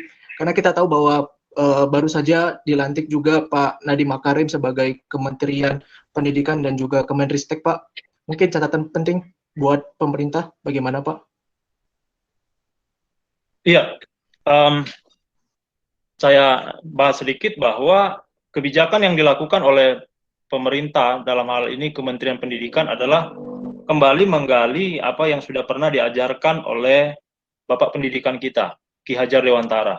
Jadi konsep-konsep pendidikan itu digali kembali, karena memang itulah dasarnya kita, sehingga kita perlu untuk melihat kembali apa yang sudah pernah diajarkan oleh para pendiri bangsa kita, dan mungkin sedikit banyaknya tergerus dari berbagai macam pengaruh-pengaruh yang selama ini mungkin ada di dalam dunia pendidikan kita. Tapi semangat itu saya dukung, ya. Makanya sekarang ada program guru penggerak, di mana dilatih sekian banyak orang untuk kemudian pada akhirnya nanti ini akan dipakai menjadi perpanjangan tangan pemerintah untuk mensosialisasikan kurikulum yang akan terus digaungkan pada masa mendatang.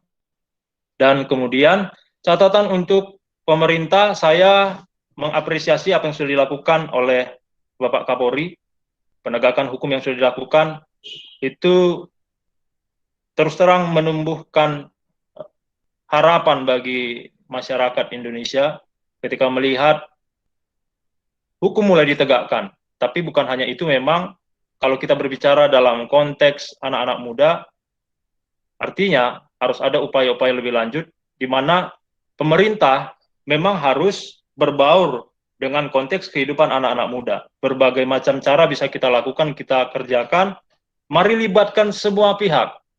Ormas dan saya secara pribadi mengajak agar, contohnya gini ya, bagi kaum minoritas misalnya, itu yang menjadi sahabat terbaik itu adalah saudara-saudara kita Islam moderat.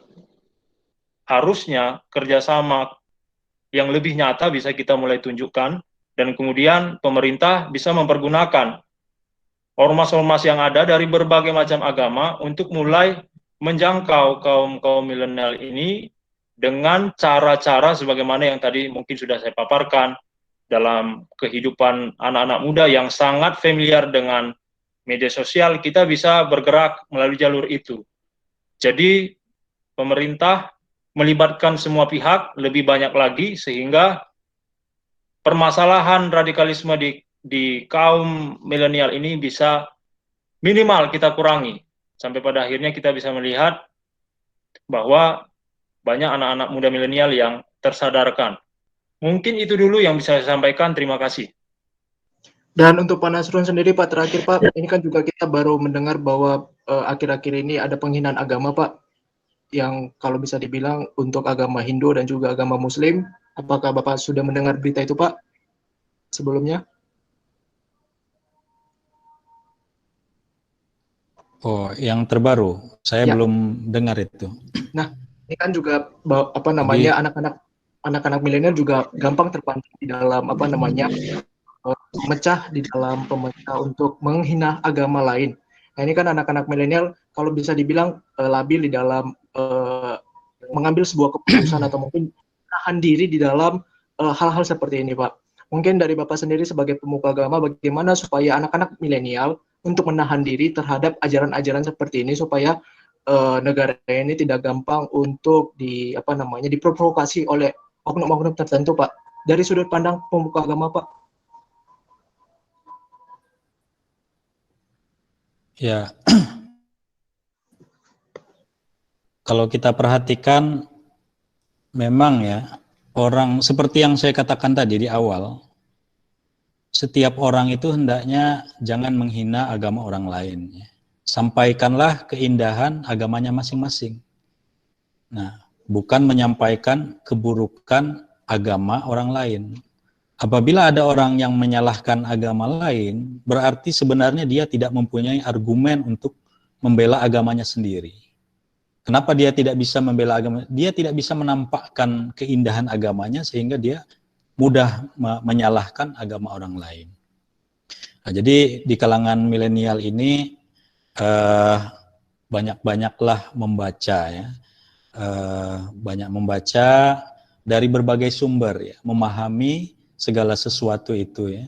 Jadi sehingga tidak mudah ya, seperti yang ciri-ciri yang disebutkan tadi, kalau mengarah ke radikalisme yaitu menyalahkan pemahaman orang lain, kemudian menganggap bahwa hanya pemahaman sayalah yang benar ya, merasa paling benar, merasa suci, orang lain salah, sesat dan lain sebagainya. Nah, itulah ciri-ciri ke arah radikalisme. Artinya warning ya, otak kita langsung mengerti. Nah, ini orang ini udah ngaco ini kalau sudah mulai menuding-nuding. Ya minimal yang mendengar di sini sudah mengetahui ya, mengerti bahwa itu adalah ciri-ciri mengarah ke radikalisme.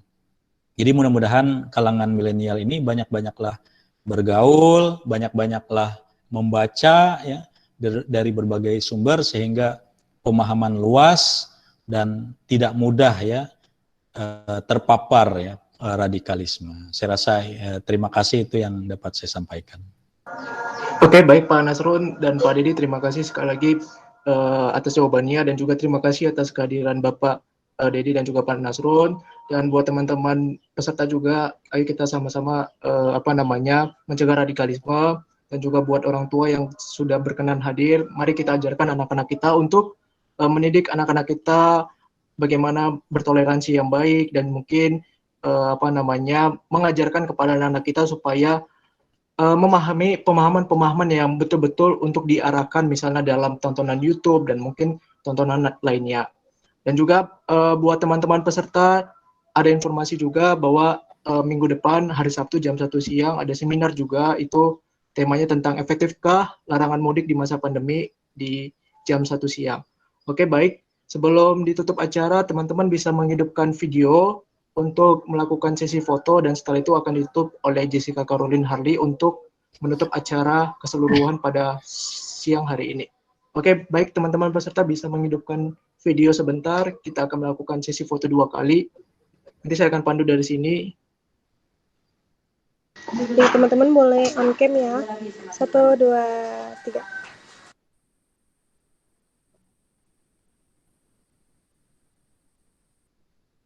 Oke, mungkin sekali lagi. 1, 2, 3. Oke, terima kasih teman-teman udah hadir di acara ini. Mungkin kita akan bertemu di acara selanjutnya. Terima kasih.